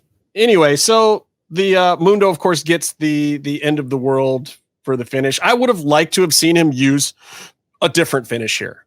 Or cheating, like a dick kick or something. Yeah. I don't even know if cheating, but something more aggressive, I think, than his, flippy baby face move. Never lands on somebody move. Correct. Hey, sometimes he hits him really hard with his wrist. It reminds me of it's like a top rope worm. The top rope worm. Oh, that's funny because the worm is a comedy spot. I get don't tell Phoenix about a top rope worm. He's going to try to work out how to walk the top rope and do a worm. Don't do it. Yes, he would. No one else, like RVD does a split leg moonsault, and everyone in the mom does a split leg moonsault. Everyone does the frog splash. No one does the end of the world. There's reasons. You know why? It's fucking dreadful. Hey, let me tell you, a split leg moonsault is probably the only way I could ever actually do a moonsault. So yes, a little bounce from the rope assistance there. And you know what? Speaking of that, I noticed that the ropes were too loose. I think in this match, the top rope. Anytime you're going to have Aerostar out there, typically, Marty Elias or one of the refs will go out there and really give it a couple extra cranks. I believe they forgot to do that. Some of the bigger, heavier guys work with the ropes about where this was, but this was like Big Rick ropes and not Aerostar ropes. He usually works with a much firmer rope, and a lot of the Lucha Libre guys do because of the spots that they're going to do. Yeah, Phoenix, big time. They usually tighten before his. Yeah, and these guys, and you'll notice a lot of Lucha Libre performers, they go very upright and flat backed against the ropes because they're so tight. And the reason to loosen the ropes is for when the big guys are running them, so it doesn't hurt the hell out of them. And it's like running into a brick wall, especially guys who run the ropes and do the underarm thing. But if you notice luchadors, especially like Aerostar and even Cuerno Fantasma Cuerno, they go very flat backed against the rope because they're used to those stiffer ropes, and also they need them for those spots. Aerostar is not tall enough to do the top rope arm thing. Right. Well, exactly. Yeah. So there's a little wrestling whatever for you, but I noticed, I don't know if Mundo wanted them that way, but normally, having gone to a lot of the live performances and seen a lot of live wrestling, Lucha Underground more so than any show I've ever been to, they would change the tension of the ropes per performer between almost every match sometimes. Right. And it worked. It makes the wrestling more crisp. And Marty Elias was super good about taking care of the guys that way. He went out of his way to do it. Yeah, absolutely. And it's one of the things too that puts him above a lot of other referees out there, that he's paying attention to stuff like that. He knows how to work the Lucha Libre guys. He knows what to do for the WWE guys. His experience level, having been to a lot of different places. And Knox too, to a certain extent. Borden, maybe not so much. But Marty, I mean, he's also had this job on TV shows like Glow. Like, he is part of the ring. He heads the ring crew, and he takes pride in having a good ring that's taken care of. And when he was on our show, what seems like years and years ago, he was telling us, the scoop of all of that. Like, oh, it's a Ray match, so got to tighten up the second rope. Yeah. He knows all. He's on top of that, and you don't know that if you're a casual fan. You don't know that a lot of these guys, like the referees, have a second job. And even if you're there, sometimes you don't notice, because between the matches, there's a live band and you're chatting with other people in the crowd. You don't really see, and lots of people are scurrying around the ring doing various things. But dude, Marty will be out there cranking the ropes, man. You mentioned it, bro. This live band fucking ruled. These guys today. Los Ryobacks, I think their names is their name. Lead singer Robert Downey Jr., Iron Man himself, really good. No, but the song that they're singing when the show comes on, where the guy's like, "Porque soy culero." Such a good fucking song. And there's this whole segment where the audience chants culero back at the guy. That didn't make the episode, sadly, but it was fun. This was a good band. Los Ryobacks. They were a good band. There was a few good ones that I enjoyed a lot, and there was a few that really sucked the life out of the entire crowd. But you'll have that. Oh, dude, the fake Madonna that was like earlier in the season. Ooh, Amandititito. Yes. Yeah. Bad. So let's get into the best segment on this entire episode. Vampiro has another interview with Sexy Star. Oh, I thought my skip button got hit. So here's the thing. Next week we might be having to review the submission match between Sexy Star. I know, it's perfect. It's absolutely the best time possible for that to happen. About this interview, though, my favorite part was Vampiro's getting questioned by Sexy Star and her saying, "Would you be asking me this question if I were a man?" I don't understand why Vampiro didn't just look at her and say, "Yes, I will ask anybody that has faced Pentagon these questions because he's a badass and you're not." Well, it's like they specifically wrote that line and they even picked it up in a specific close-up. But then they cut to the highlight reel of all men just getting put on the shelf by Pentagon. Right. Like he's gonna put everyone on the shelf except somehow you. And I don't know why. This storyline is just bizarre, but at the same time, it's also working. Yeah. And as much as Casey probably hates it at the time, I didn't have anything against Sexy Star. Like, look, again, like we were talking about before, sometimes it's cool. You didn't watch AAA for years before this. It's okay. I mean, I did, but I honestly ignored most of her matches. Just didn't care about her in AAA at all.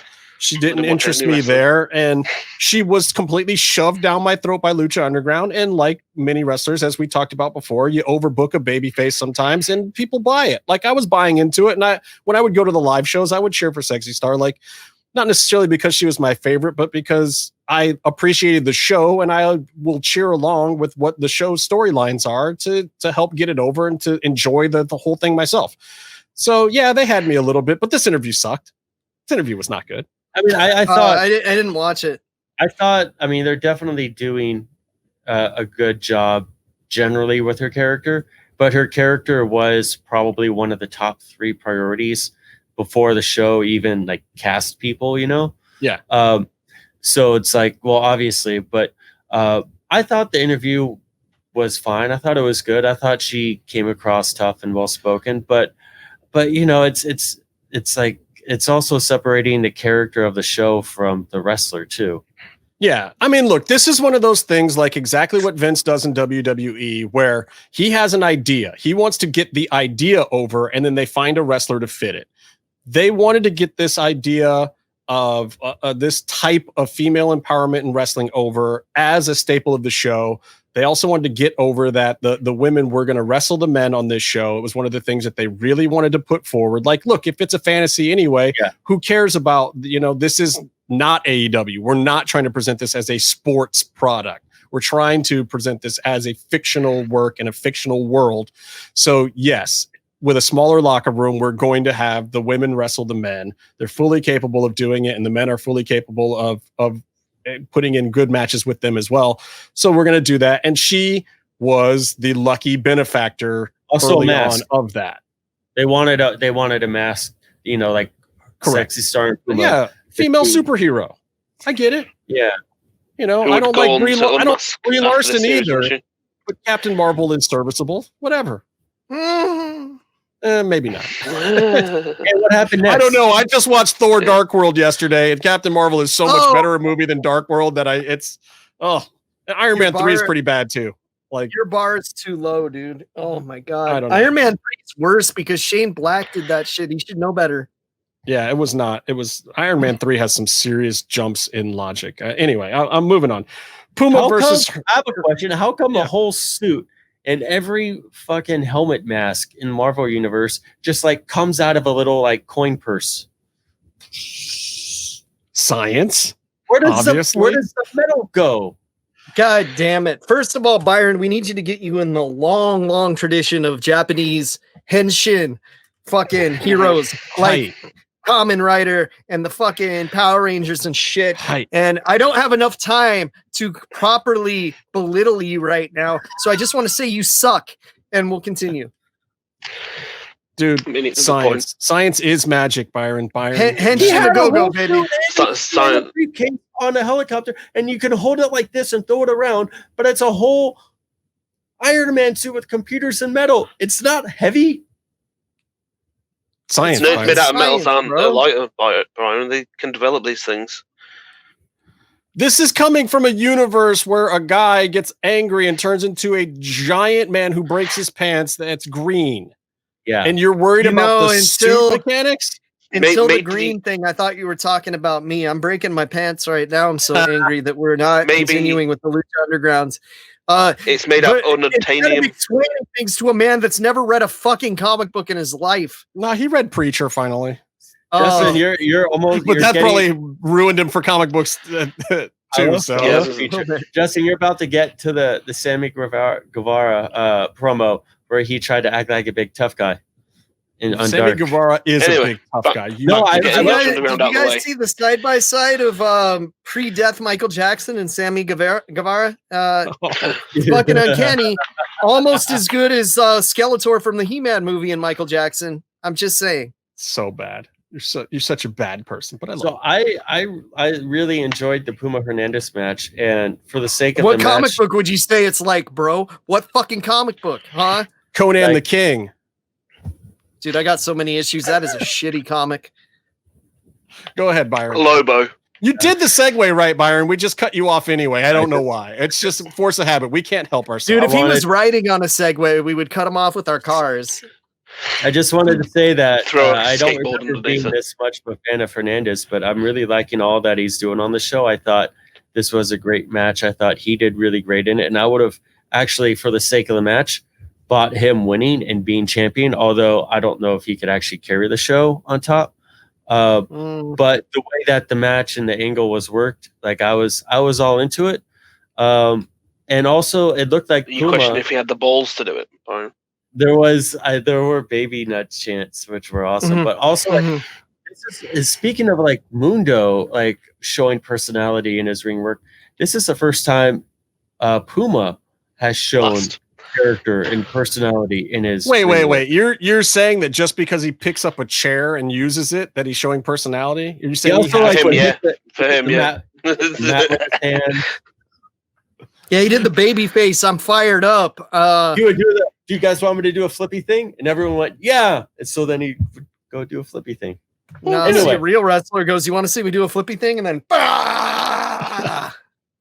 then jumps off, runs across the ring and drop kicks somebody. He did show some personality, and I'll tell you where it really happened.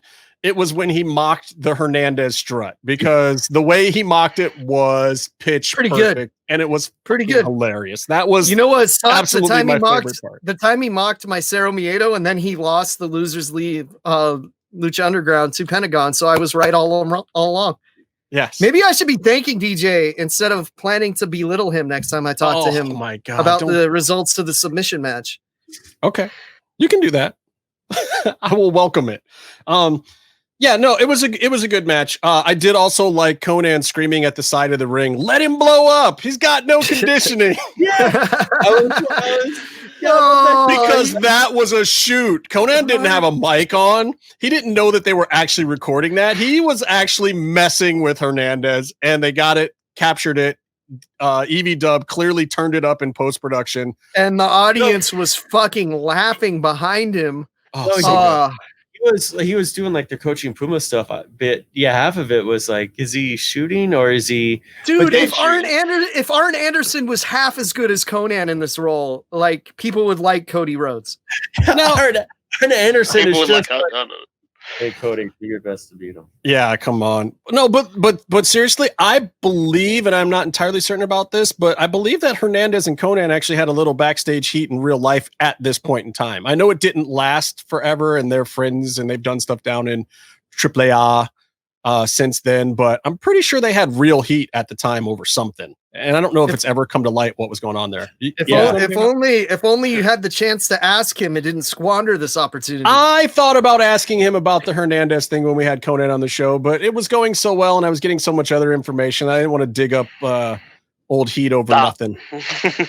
Yeah. No, I mean, we floated it in if he was wanting to get there. And he kind of zigged away from it, so I let him go. Go. You know, every now and then you got to let a fish go. But for our listeners, I believe that he may have been razzing Hernandez here very intentionally. Yes. Yeah, I believe that was legit. I don't think that was written by DJ or Roach or anyone in the back.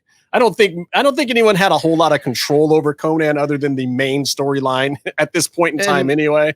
And I think at this point, later in the episode, we might actually get to see Hernandez do a little double duty, but things were a little confusing with how they're shot. Yeah.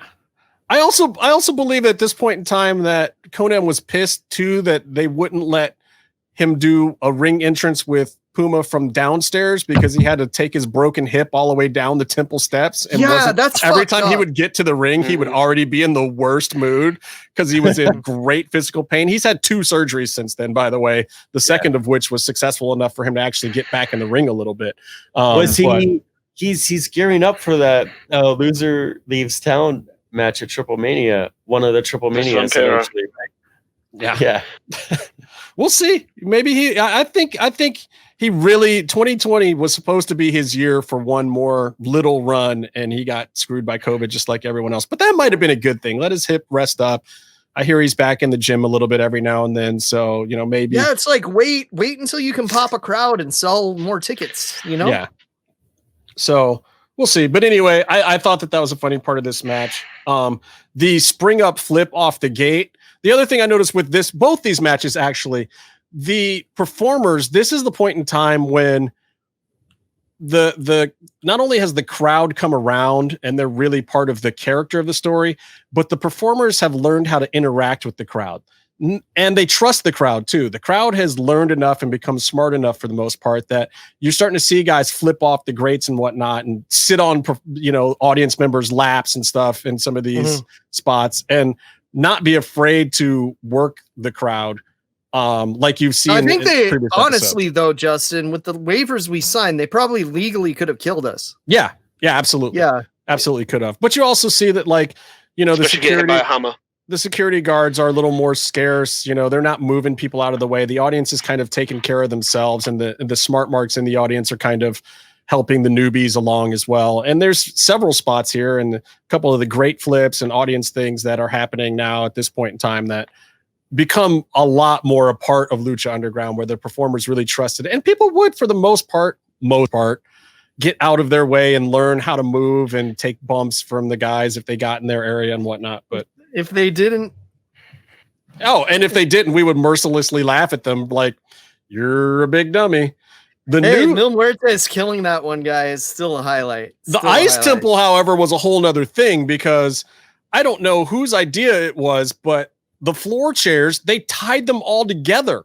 If you couldn't, you would have to move all the way out of your row. You couldn't just move a chair and move back and split. You couldn't part the Red Sea. Mm-hmm. You had to get all the way out. So you would see these migrations. And then there was that one section that turned into a bowling alley for 4 or 5 episodes in a row. And fans were getting macked and crushed and whatnot. And I think they put the kibosh on using that as the bowling alley anymore. But anyway. See, part of going to a Lucha Libre based show is accepting death. That it can come at any time. Speaking of accepting death, Casey. Yes. I know that you are a fan of death matches. I happen to like a few of them myself, throw a guy through a windshield, a board full of nails, fall off a giant scaffolding, flames. Light tubes. It's a shame that some people use the term so liberally, Justin. I mean, but we've got a great death match coming up. No, this was, and they kept. I feel like even Stryker was making fun of it at one point, where Stryker is it's been billed by the promoter as a death match because there's one big spot.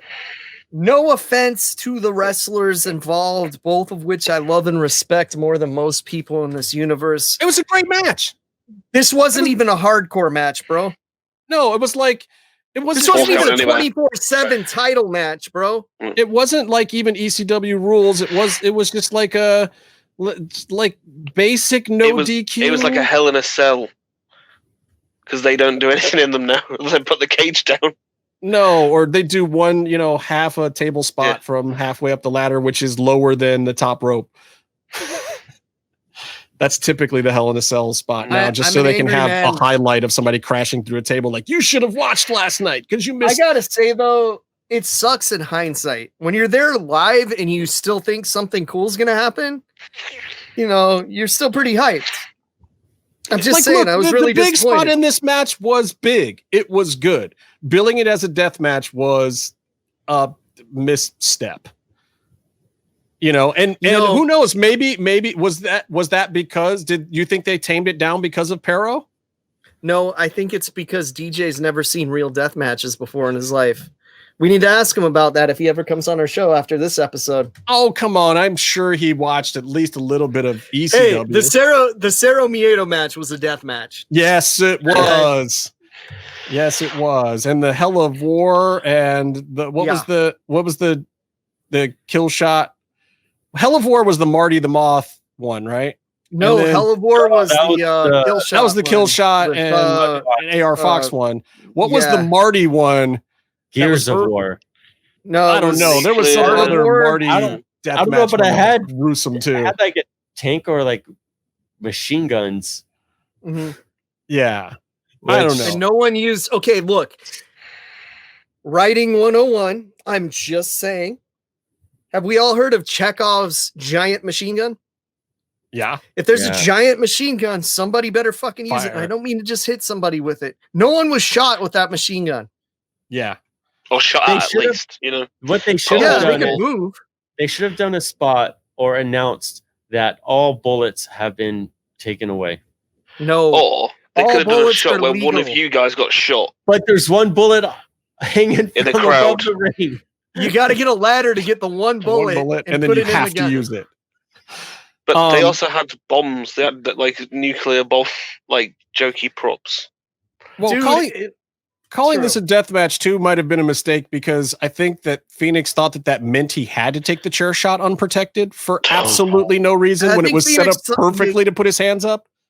Phoenix thought he actually had to die in this match. Why take the chair shot that way? In this day and age, nobody, especially if you're not trying to get color, he didn't even lean into it the right way. I'm telling you, Justin, unprotected they were all doing it. We got about 50 of those coming from Cage in the coming episodes. So yeah, they were all doing it in Lucha Underground. Yeah, I did not understand. But even if you're going to take it, you still put your head into it a certain way. Like he leaned back and just took it right on the front, like the worst way you could take a chair shot. Just like I didn't even like seeing it, and I like some seriously violent, brutal stuff. This is why he was voted most likely to literally break his face 2 feet in front of me, which really happened. Dude. Okay, so we gotta talk about the finish, though. Okay, you guys have hyped it. Okay, so they're brawling through the crowd. Nothing happens. And then he's like, "I'm gonna throw this motherfucker to the ground." And then you're like, "Oh, cool. He's gonna fucking throw him off of something, and he's gonna die." And then you're like, "This delivers on a death match at least." Then he goes. Then he just power bombs him through the thingy. Anticlimactic, but cool looking. Cool-ish looking. I feel like he didn't realize he could step out further off the main platform. Like I feel like he didn't mark his spot. It's quite right because Phoenix had to twist to go through it. Here's the thing. They're like this, and that spot was like this. Right. It was it was at a 90-degree angle, which is it's the boss beaten thing. But that's the thing. It was both of those panels were actually breakthrough.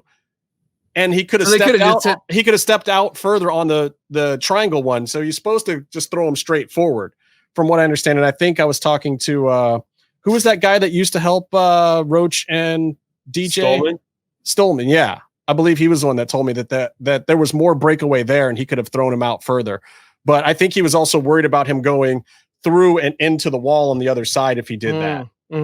Because it was a small little closet. Put him straight down. Yeah. So, which I thought it was funny that Marty didn't have the key. That was funny. there's something that was different when we were there live. A lot of editing towards the end here, it felt like to me. Well, yeah, because originally what they did is they had the disciples drag him out. Mill hits him with the flatliner and pins him. And then the disciples drug him back out to do God knows what kind of rapey shit to him. And they ended up cutting that from the episode because I don't think they knew how to get Phoenix out of that situation. Interesting. It looked cool in the moment to have them carry him off. Yeah, because they took him out like he was crucified, like they brought him into the ring too. And yeah, I feel like a lot of the battle up to the top. That was Razor Ramon falling off the shelf, by the way. I feel like a lot of the battle up to the top got trimmed down as well. They kind of almost teleported up there. They got up there very quickly. It's also Ravishing Rick Rude falling off the shelf. Yeah, that's a good one. Careful, Rick. It's an upper. For fuck's sake, Steve, it's an upper body business. Okay. Now, see, that's where you need double jointed hips so he can do the thing. Yeah. He's got do the wind up. He can't do side to side hips. It's kind of fucked up. Well, he did have that back, Well, that's what Lloyd's of London knew, at least. Yeah, he was fine the whole time. He wanted Bischoff to pay him off so he could. I don't know. Did you ever see when he injured himself when he fell on that fucking turntable thing? Yeah, that looked pretty legit to me. That was that was awful. I liked this lick of death though, and not for the obvious reasons, but because of the fact that it wasn't all sweaty face, it was mostly mask, and that made me feel a lot better about it. For some reason. She got a little bit of nose too, which means like she might have gone a little up it. He's a funny person. I'm better with that than like when she gets one of the guys that's just pouring sweat and they're just sticky and gross and matte and everything, and it's just so not hygienic. It's worse not that it's not sexy, it's that it's not hygienic. She had to do it to Drago, covered in all the drool and tongue slime and shit, and the makeup, and paint, and makeup. Yeah. Oh, so gross. But she didn't seem to mind, so whatever. I guess that's on her. This is also one of the first times we get a post credits full. Have we had one? I think we've had one before, maybe. We get a post credits and a literal murder for the first time on the show. Yeah, so we get a full post credits murder of Baal. Okay, real talk, guys. Let's do it. In real life, you're nominating Cortez Castro. Come on. I think just he was the guy in the middle, so the guys on the sides are like, their chances are better if we each grab an arm. Otherwise, I mean, the real question is, who did B-Boy piss off? Yeah, he hasn't exactly had a good run here in Lucha Underground in general. They re-gimmicked him, which a lot of people don't know about. They gave him that awesome pirate gimmick that other people didn't like, and I thought was wonderful. And then, I go to the show. I bought a bunch of eye patches so we could support the pirate gimmick and gave them to a bunch of the fans. And then it turns out, and then people are like, no, dog, Benny's in CZW right now. And I'm like, what the fuck? What the fuck? And he's like, he says, wear them anyway. And I'm like, they're going to cut us out of every shot if we do that. What the fuck? Yeah, Evie Dub still likes to give us shit about that. Like, he thought it. I'm pretty sure Evie Dub was the one who canned that whole gimmick. That was just like, that was dreadful. I hate pirates. Imagine a walk the plank match. It's not rocket science. I can completely imagine it. I feel like Evie Dub had a bad night on Captain Morgan's one time and just can't stand pirates now. I think it was all Evie Dub. Might be the one thing we can actually we need to take him to Disneyland and ride Pirates of the Caribbean and see if he starts getting like that 40-yard stare, Oh, no, it was be careful because he's a shoot wrestler, man. Evie Dub can actually grapple. Oh, okay. I don't want any oil checks happening. He will. My oil's fine. My oil's fine. I think Evie Dub was just talking to his brother about work. And his brother's like, yeah, I'm just, doing so many Emmy nominated shows, blah, blah, blah, blah, blah. What do you have going on? Oh, that's low. I have the show. We have like a dragon. Yeah. We have there's a fucking pirate in the ring right now. Guy from the stars. You're saying Matt was like, oh, you have a pirate? What is wrong with your life? No, dude. First of all, okay, this is how they fucked up. This is how you fix the pirate gimmick. First of all, Byron, what pirates have we seen in wrestling? Usually we see Jean-Pierre Lafitte. See Paul Burchill doesn't count. We see Jean-Pierre Lafitte. We see the great Pirata Morgan, right, Byron? Yeah. What do they both have in common? We don't talk about Pirate Morgan at the minute. They're both missing eyes, okay? Yeah. What other handicaps can you work with a pirate gimmick? You can have a peg leg, sure, okay? But I'm thinking hook for a hand is what you work, okay? Because say you got a fucking pirate, right? And he's in the ring and he's all R-matey and shit, and then he goes to lock up with the opponent. Oh, fuck, blood everywhere. He just won the match because he just hooked the motherfucker. But they can't let him not wrestle without the hook because it's discriminating against the handicapped. So he get caught on the ropes. Caught up in the ropes with his hook. Yeah, you can run the ropes and be like, oh, shit, god damn it. Because he's got to have one of those, like, really big, like, strap hooks that, like, wraps around the arm to stay on. He could do Santino Marella's Cobra, but with the hook. Byron, what was the point you were making about Matt Van Wagenen? I forgot. Who, by the way, if you don't know, is Eric Van Wagenen's better half brother or whatever that produces all the cool shows. Eric Van Wagenen is like one of the greatest men that ever lived. Come on. Which just makes Matt even greater than that. What was your point? What was the point you were making, Byron? I was just gonna say EV Dub's talking about a show, and he's like, "We got dragons. We got a guy who's a dragon. We have a guy who's literally from the stars in the sky. Our commentator is sort of a vampire, sort of kind of a hipster rockabilly guy, sort of Uncle Fester. And then Matt goes, "What's next? Do you have a fucking pirate, you loony bin?" And he looks out the office window and sees the pirate in the ring right then.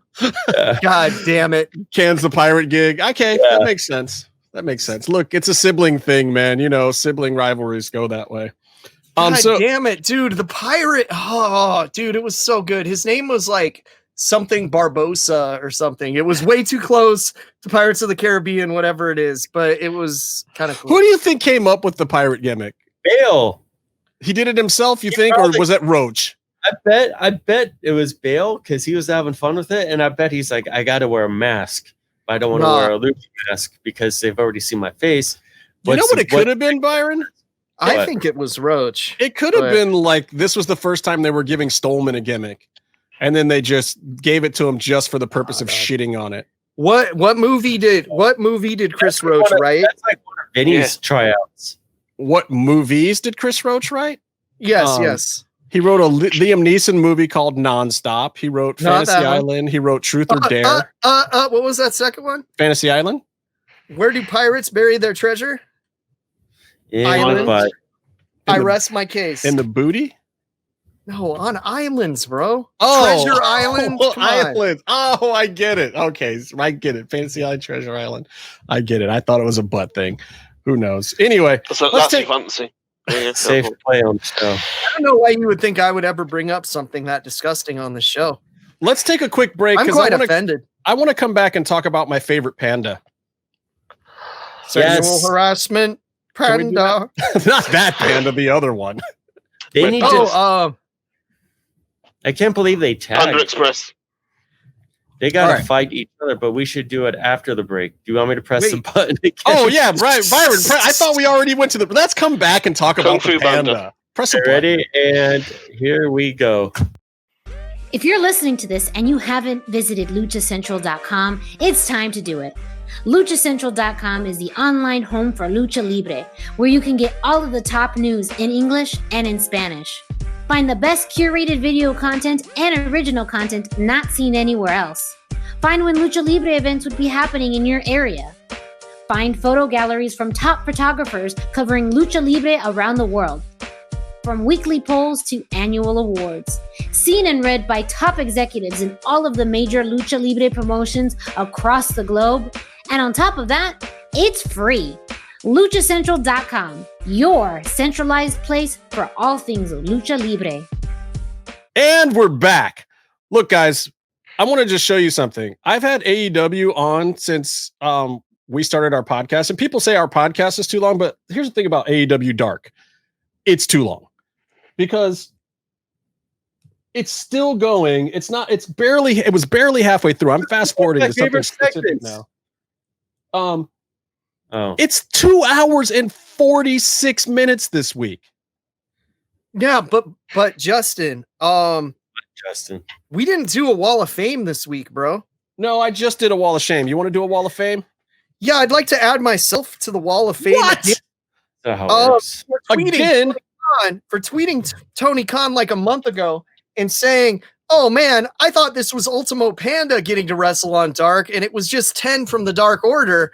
I'm very disappointed. Hashtag Cody fears Ultimo Panda.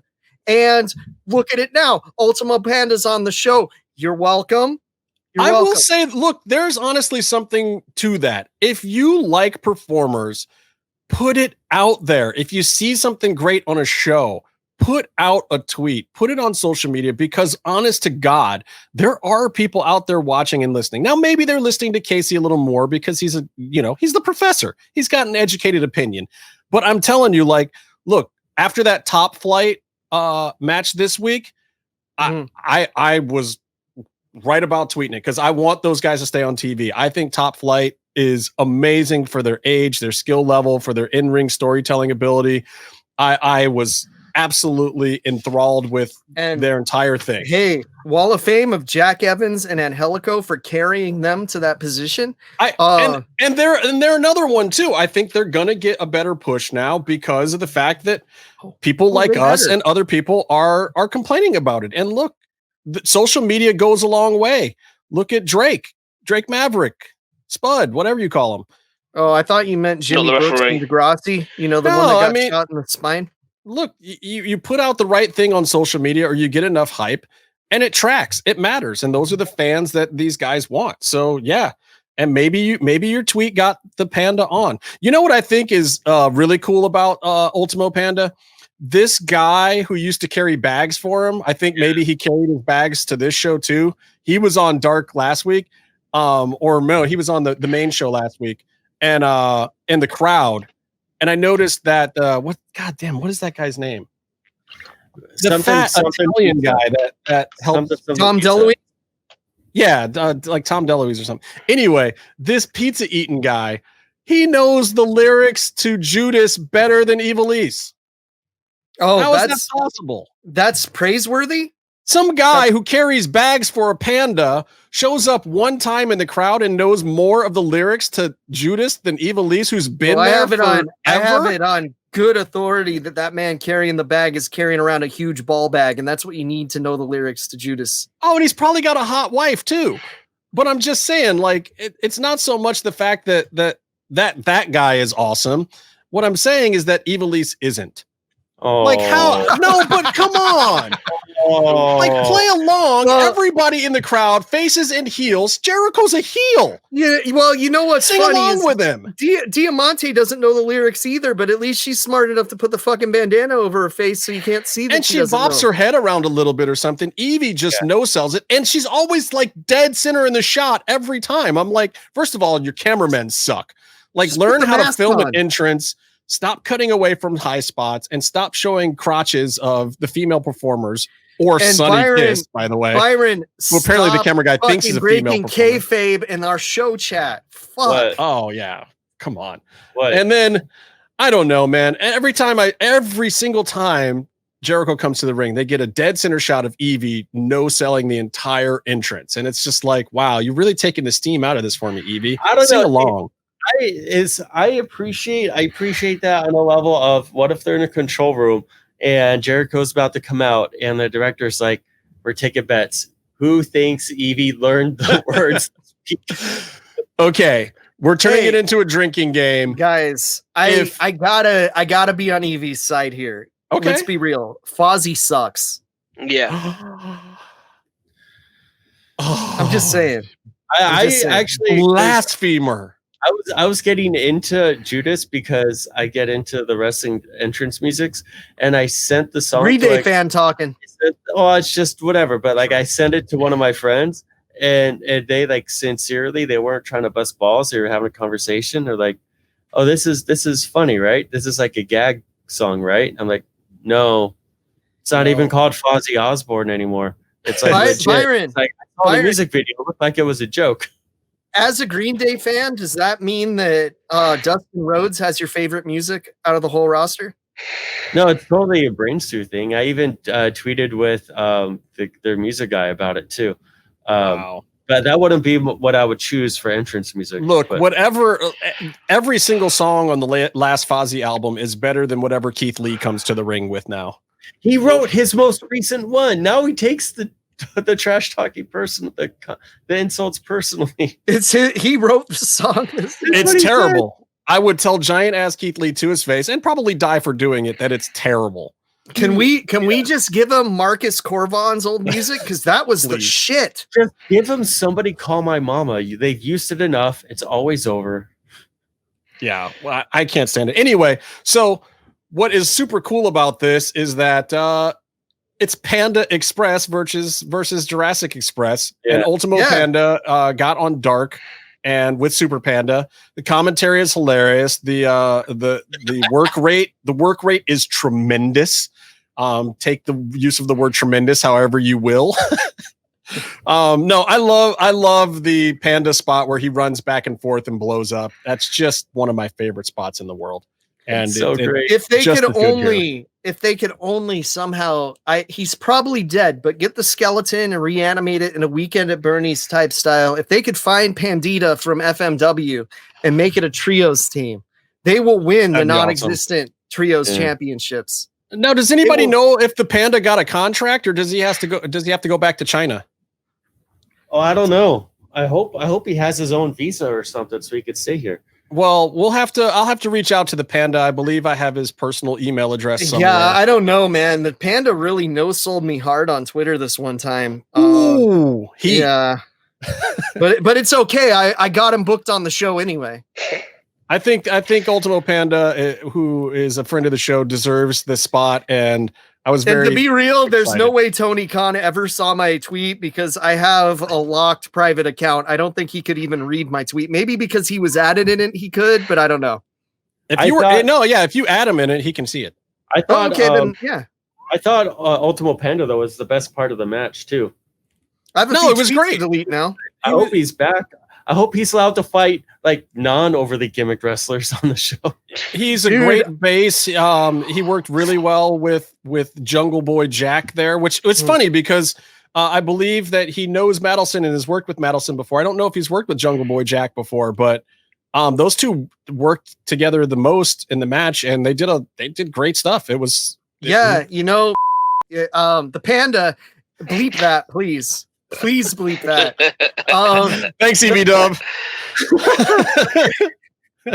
And okay, that's it 147.07. Bleep that. So the Panda probably has worked Madelson before, and that's why he's like, fuck it, I'm working the other guy. I love how you want to protect your kayfabe there by outing Madelson for the sloppy, crazy worker that he can be sometimes. But honestly, I believe that on your TV over your shoulder right now. I believe that Madelson has gotten much better. And it's funny because at the last season of Lucha Underground, I saw him backstage a couple times and talked to him a few times. And I'm pretty sure, because I know he listened to the show for a while, pretty sure he still has heat with me over some of the stuff we said about him early on. Honestly, I was meaner than you were. He probably really wants to fight me. And here's the thing. I think he gets a little bit of, like, he takes it personally. He gets a little bit emotional. I mean, we saw him with his arm in a sling after he got his head cut off on the show, and he looked sad that he was murdered on the show he wanted to still work on. But in an interview, he recently said in like his first, or I was watching people, I was reading on Reddit, people were figuring out Luchasaurus, Lucha Underground all over again. But he thought like one of the chants instead of Luchasaurus or something, it was some sort of like, you're not a wrestler or something. Like he thought that there was some sort of trash talking chant to him, that he was so green in like his first match. And he was like super depressed about that. And people were putting him over. Like it was a little bit of a joke with the Undersnaker chant and even the Luchasaurus chant. But look, I mean, it's turned into a lifelong freaking gimmick. Like, bro, it's wrestling. You just got to go with it. You got to feed off the energy and make it into something. And I think he did fine doing that. And look, here's the thing. But Mundo convinced him to roll with Luchasaurus on the indies. Yes. And that was smart. And he's really smart for, maintaining his friendship with Mundo and training with Mundo as well, because he's been able to incorporate, like even in this match, like the karate and Muay Thai stuff that he incorporated looked amazing. And his flippy stuff is pretty good. Amazing or amazing for the Luchasaurus? No, amazing when he does the front kick and it gets blocked. Then he tries to do the roundhouse and it misses. And then he comes back with the hook kick. It was dope. And he did the full extensions on him. He didn't half cock the leg or anything weird like that. Like it looked like something Kevin Cross would want to do. And might not even be able to do. It looked real good. Like the diversion kick. It's like Shotzi might even do it too. It's like when you go for like a low kick and then you halfway through bring it back and then go for the head. Yeah, it was dope. Like, but he did it full extension head height, man. That's not easy to do. That's like hard from Muay Thai, and it's even harder when you're trying to control, not knocking somebody completely out for real. It's all good. You're a giant. Just chop someone in the forehead. It's fine. I liked it. Other AEW stuff, you'll like this, Casey, but maybe you won't. I thought John Silver and Hangman might have had the best match this whole week. It was all wrestling. John Silver because hashtag Hangman sucks. But you know what? If Hangman was a pirate, if John Silver was Long John Silver, well, he does have a pirate name. I don't know. That match did more to get Hangman over to me than anyone has done in the last 4 years. I thought it was great. Hangman is still a work in progress.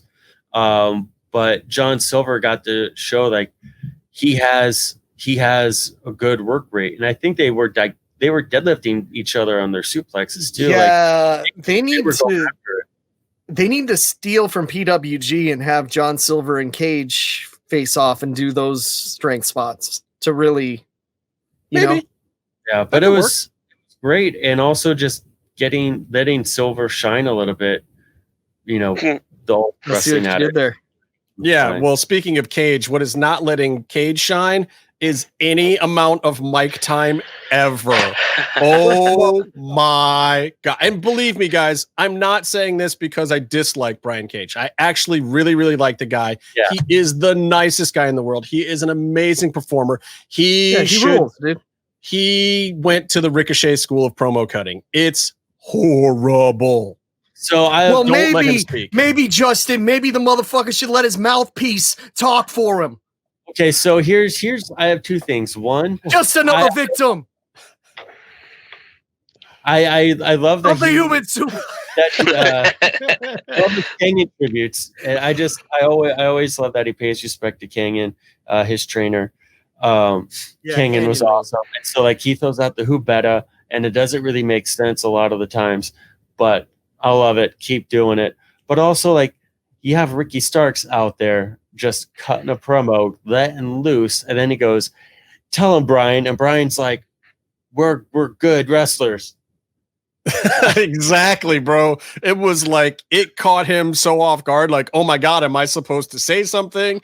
He's half stumbling over his words. Then he just goes to his catchphrase. It's like, wow. And then, first of all, not going to work yourself into the top of the program that way. If anyone in a wrestling promo ever says, "Tell them" in your name, the first thing that you have to do is a Road Warrior Hawk. Well, and if you don't do it, you're a charlatan. And I'm using that word because Cage won't know what it means. Well, it's great. They be like, thanks for the compliment. They did this segment without Taz. So Ricky Starks, who is the main player of Team Taz ever since the day he showed up, is cutting the promo.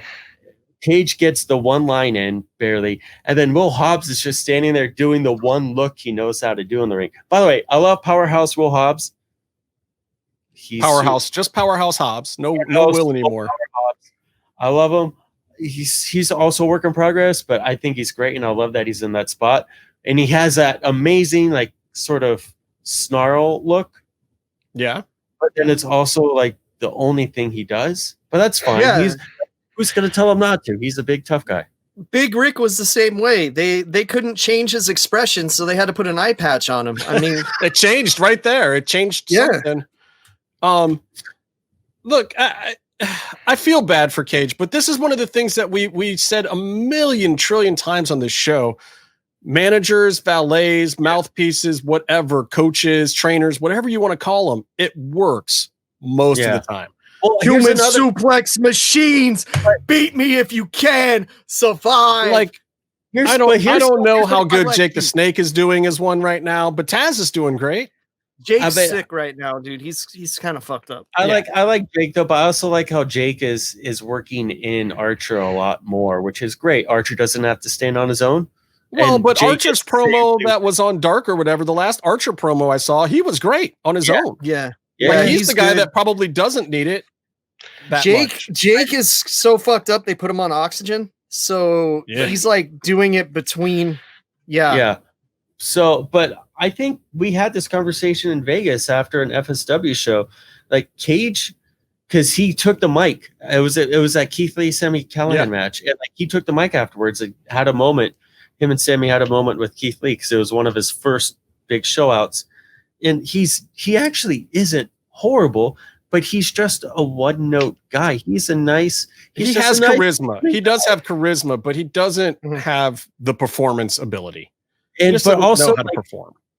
The character that he's doing in Team Taz and the big, punishing brute type of character, it goes against the grain of his personality. Well, they should stop making him look like.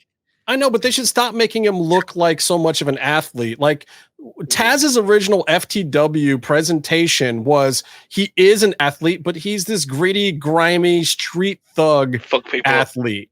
Yeah, and like I think Cage is the nice boy who played computer games, read comic books, and turned into a jack dude. But I think they could do it with Cage. Cage murdered Lorenzo Lamas. They could bring that up once in a while, and people would be like, "That piece of shit killed the Renegade." They could.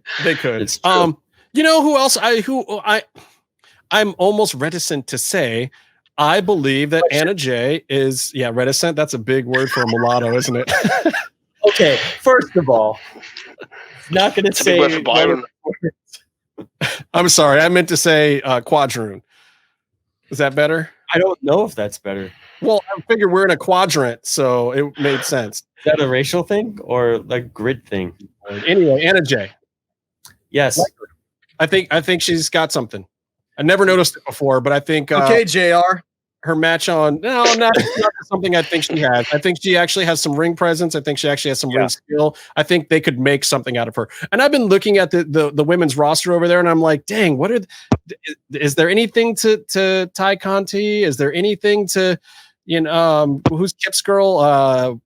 What's her face? Penelope Ford. Yeah, she's good. She does good flippy shit. No, Penelope's okay, but I feel like there's something there with Anna Jay that they need to do something with. What?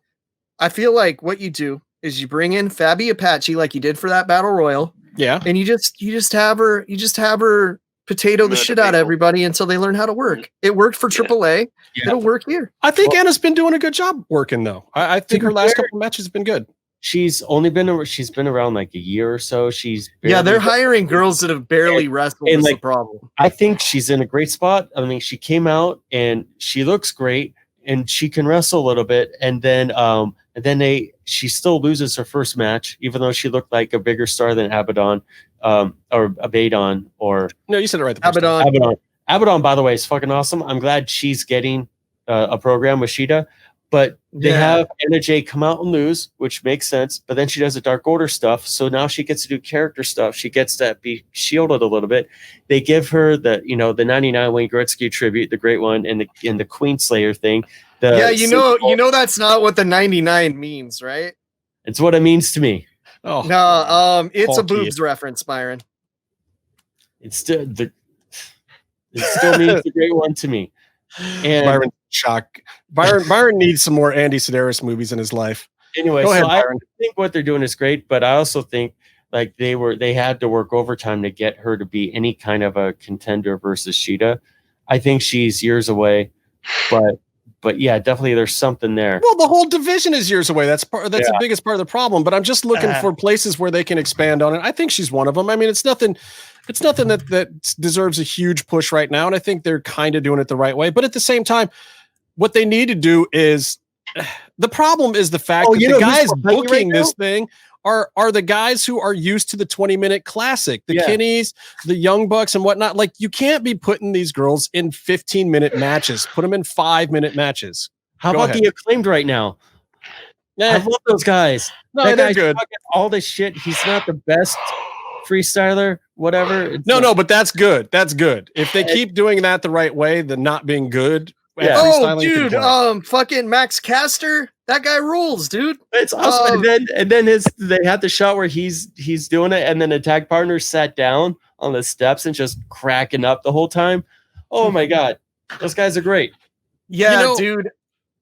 I agree. You know what I realized? I realized that Darby Allin is 21 Pilots. It's like you're killing. He looks hard as hell, but at the end of the day, it's still a pop song. Mm-hmm. God damn it! First of all, your Cody bias is speaking again. Second of all, it is. Darby Allin fucking rules, and he's named after G.G. Allen, so he's got to have some kind of fucking turd. Does it mean he's capacity. He's gonna bleed and pee all over the crowd? Does this mean?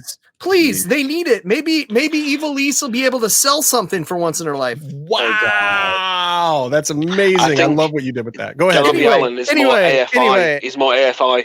I love AFI. Mid 90s AFI. I and then around 2000. They got old fast, didn't they? Yeah, they got old. They got shit real quick. Davey Havoc became Danny Havoc real fast. I did like Darby's thumbtack blazer. That's a dope idea. Yeah, that's a dope idea. And they used it for one spot, which was dope. So. Yeah, though, if he was a real man, he would have worn it inside out. Oh, he'll do that one day. He'll just flip it inside out like, I can take it. Anyway. I really wish that the figure that they were making of Darby came with the TV title. Also, I wish that they had the TV title on Cody. I wish that the figures from the series before that were actually available so I could get the shittier non-boss fight Lucha Bros. Yeah, I wish that series 2 was available. They never made it to Walmart, did they?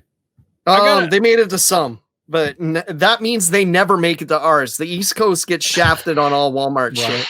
I mean, the West Coast. The East Coast. If you're in the Southeast, you probably are swimming in those figures right now. Arkansas, baby. That's where all the stuff goes first. Florida seems to get the AEW stuff pretty heavy too.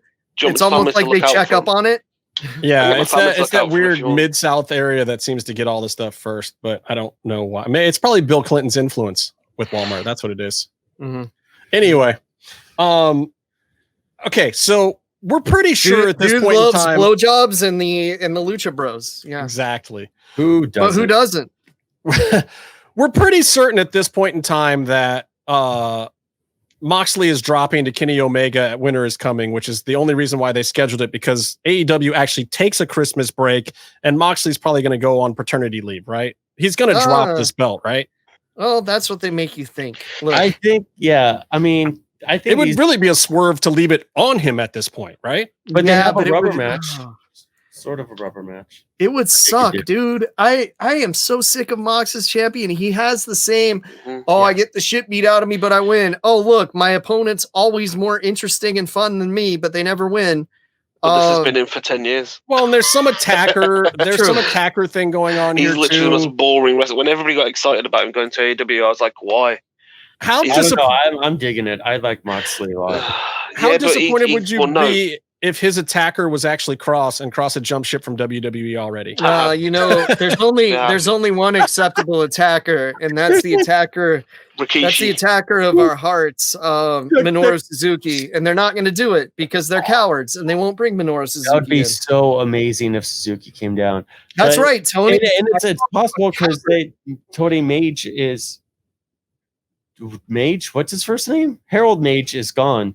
Midge. It would be better if it was gone. So it's pronounced May, Byron. It's pronounced May. I didn't know who the fuck you were talking about.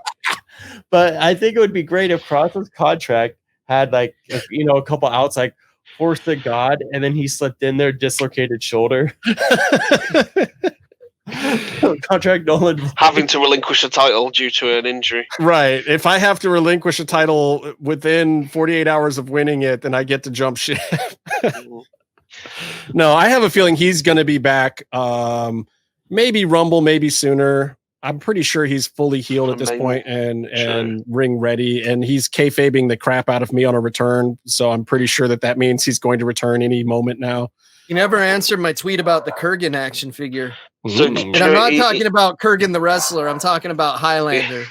He's actually gone and lost a load of weight, so now he's 205. So he's going to be on Friday nights. No, that'd be terrible. Oh they my God. They need him on Raw for those 3 hours. For I imagine, honestly, I don't know if I see Cross coming back to NXT. I would love for him to come back to NXT. I'd love to see him do a solid year there. But at the same time, boy, Raw could certainly use him. Like Raw isn't bad, but like Byron said, you get 5 minutes for the segment out of the entrance alone. And you don't have the taker around anymore. You need it on Raw because, dude, honest to God, every major player from the top of the middle card up is doing 3 segments every week now to fill that show. And it's working and they've got the right people doing it. But at the same time, how long can that last? They're going to have to keep pumping fresh blood into Raw to keep it being anything at 3 hours long. And Cross is a guy who could do 3 different segments in easily. Match. I mean, he was doing 3 at NXT. He was taking time away from other people. You guys think that they're also pumping fresh blood into Vince McMahon to keep him alive, like Mr. Burns on The Simpsons? Oh my God! Did you see him for the Undertaker thing? That was more frightening than anything the Undertaker ever did. That was like Vince McMahon was the one who did the sit up that time. And I've been through the Undertaker haunted house. Can they embalm you before you die? Is that what happened? Pre-embalming? You could try and see what happens. It's actually somebody in a flesh suit. All right. Well, here's the moral of the story for today. Pandas rock, right? My dog is an asshole. Your dog is an asshole. Don't send unsolicited pictures of your wang, right? Buy Cholo's merch. Or hit them up on the DM too. Buy Manscaped for those solicited dick pics. Buy Manscaped, please, and support the show if you want to. Code MMM. Code Buy MMM. some boss fight figures. Because boss fight figures are amazing. Yeah. Yes. Meef is never getting his Mando. No. And everybody on this show enjoys cutting off Byron. And I have a question. Are we rest in peace, Diego Maradona, the greatest footballer of all time. We got to get Kevin on the show to tell him to give us. So until next time, stay calm and stay in the mix.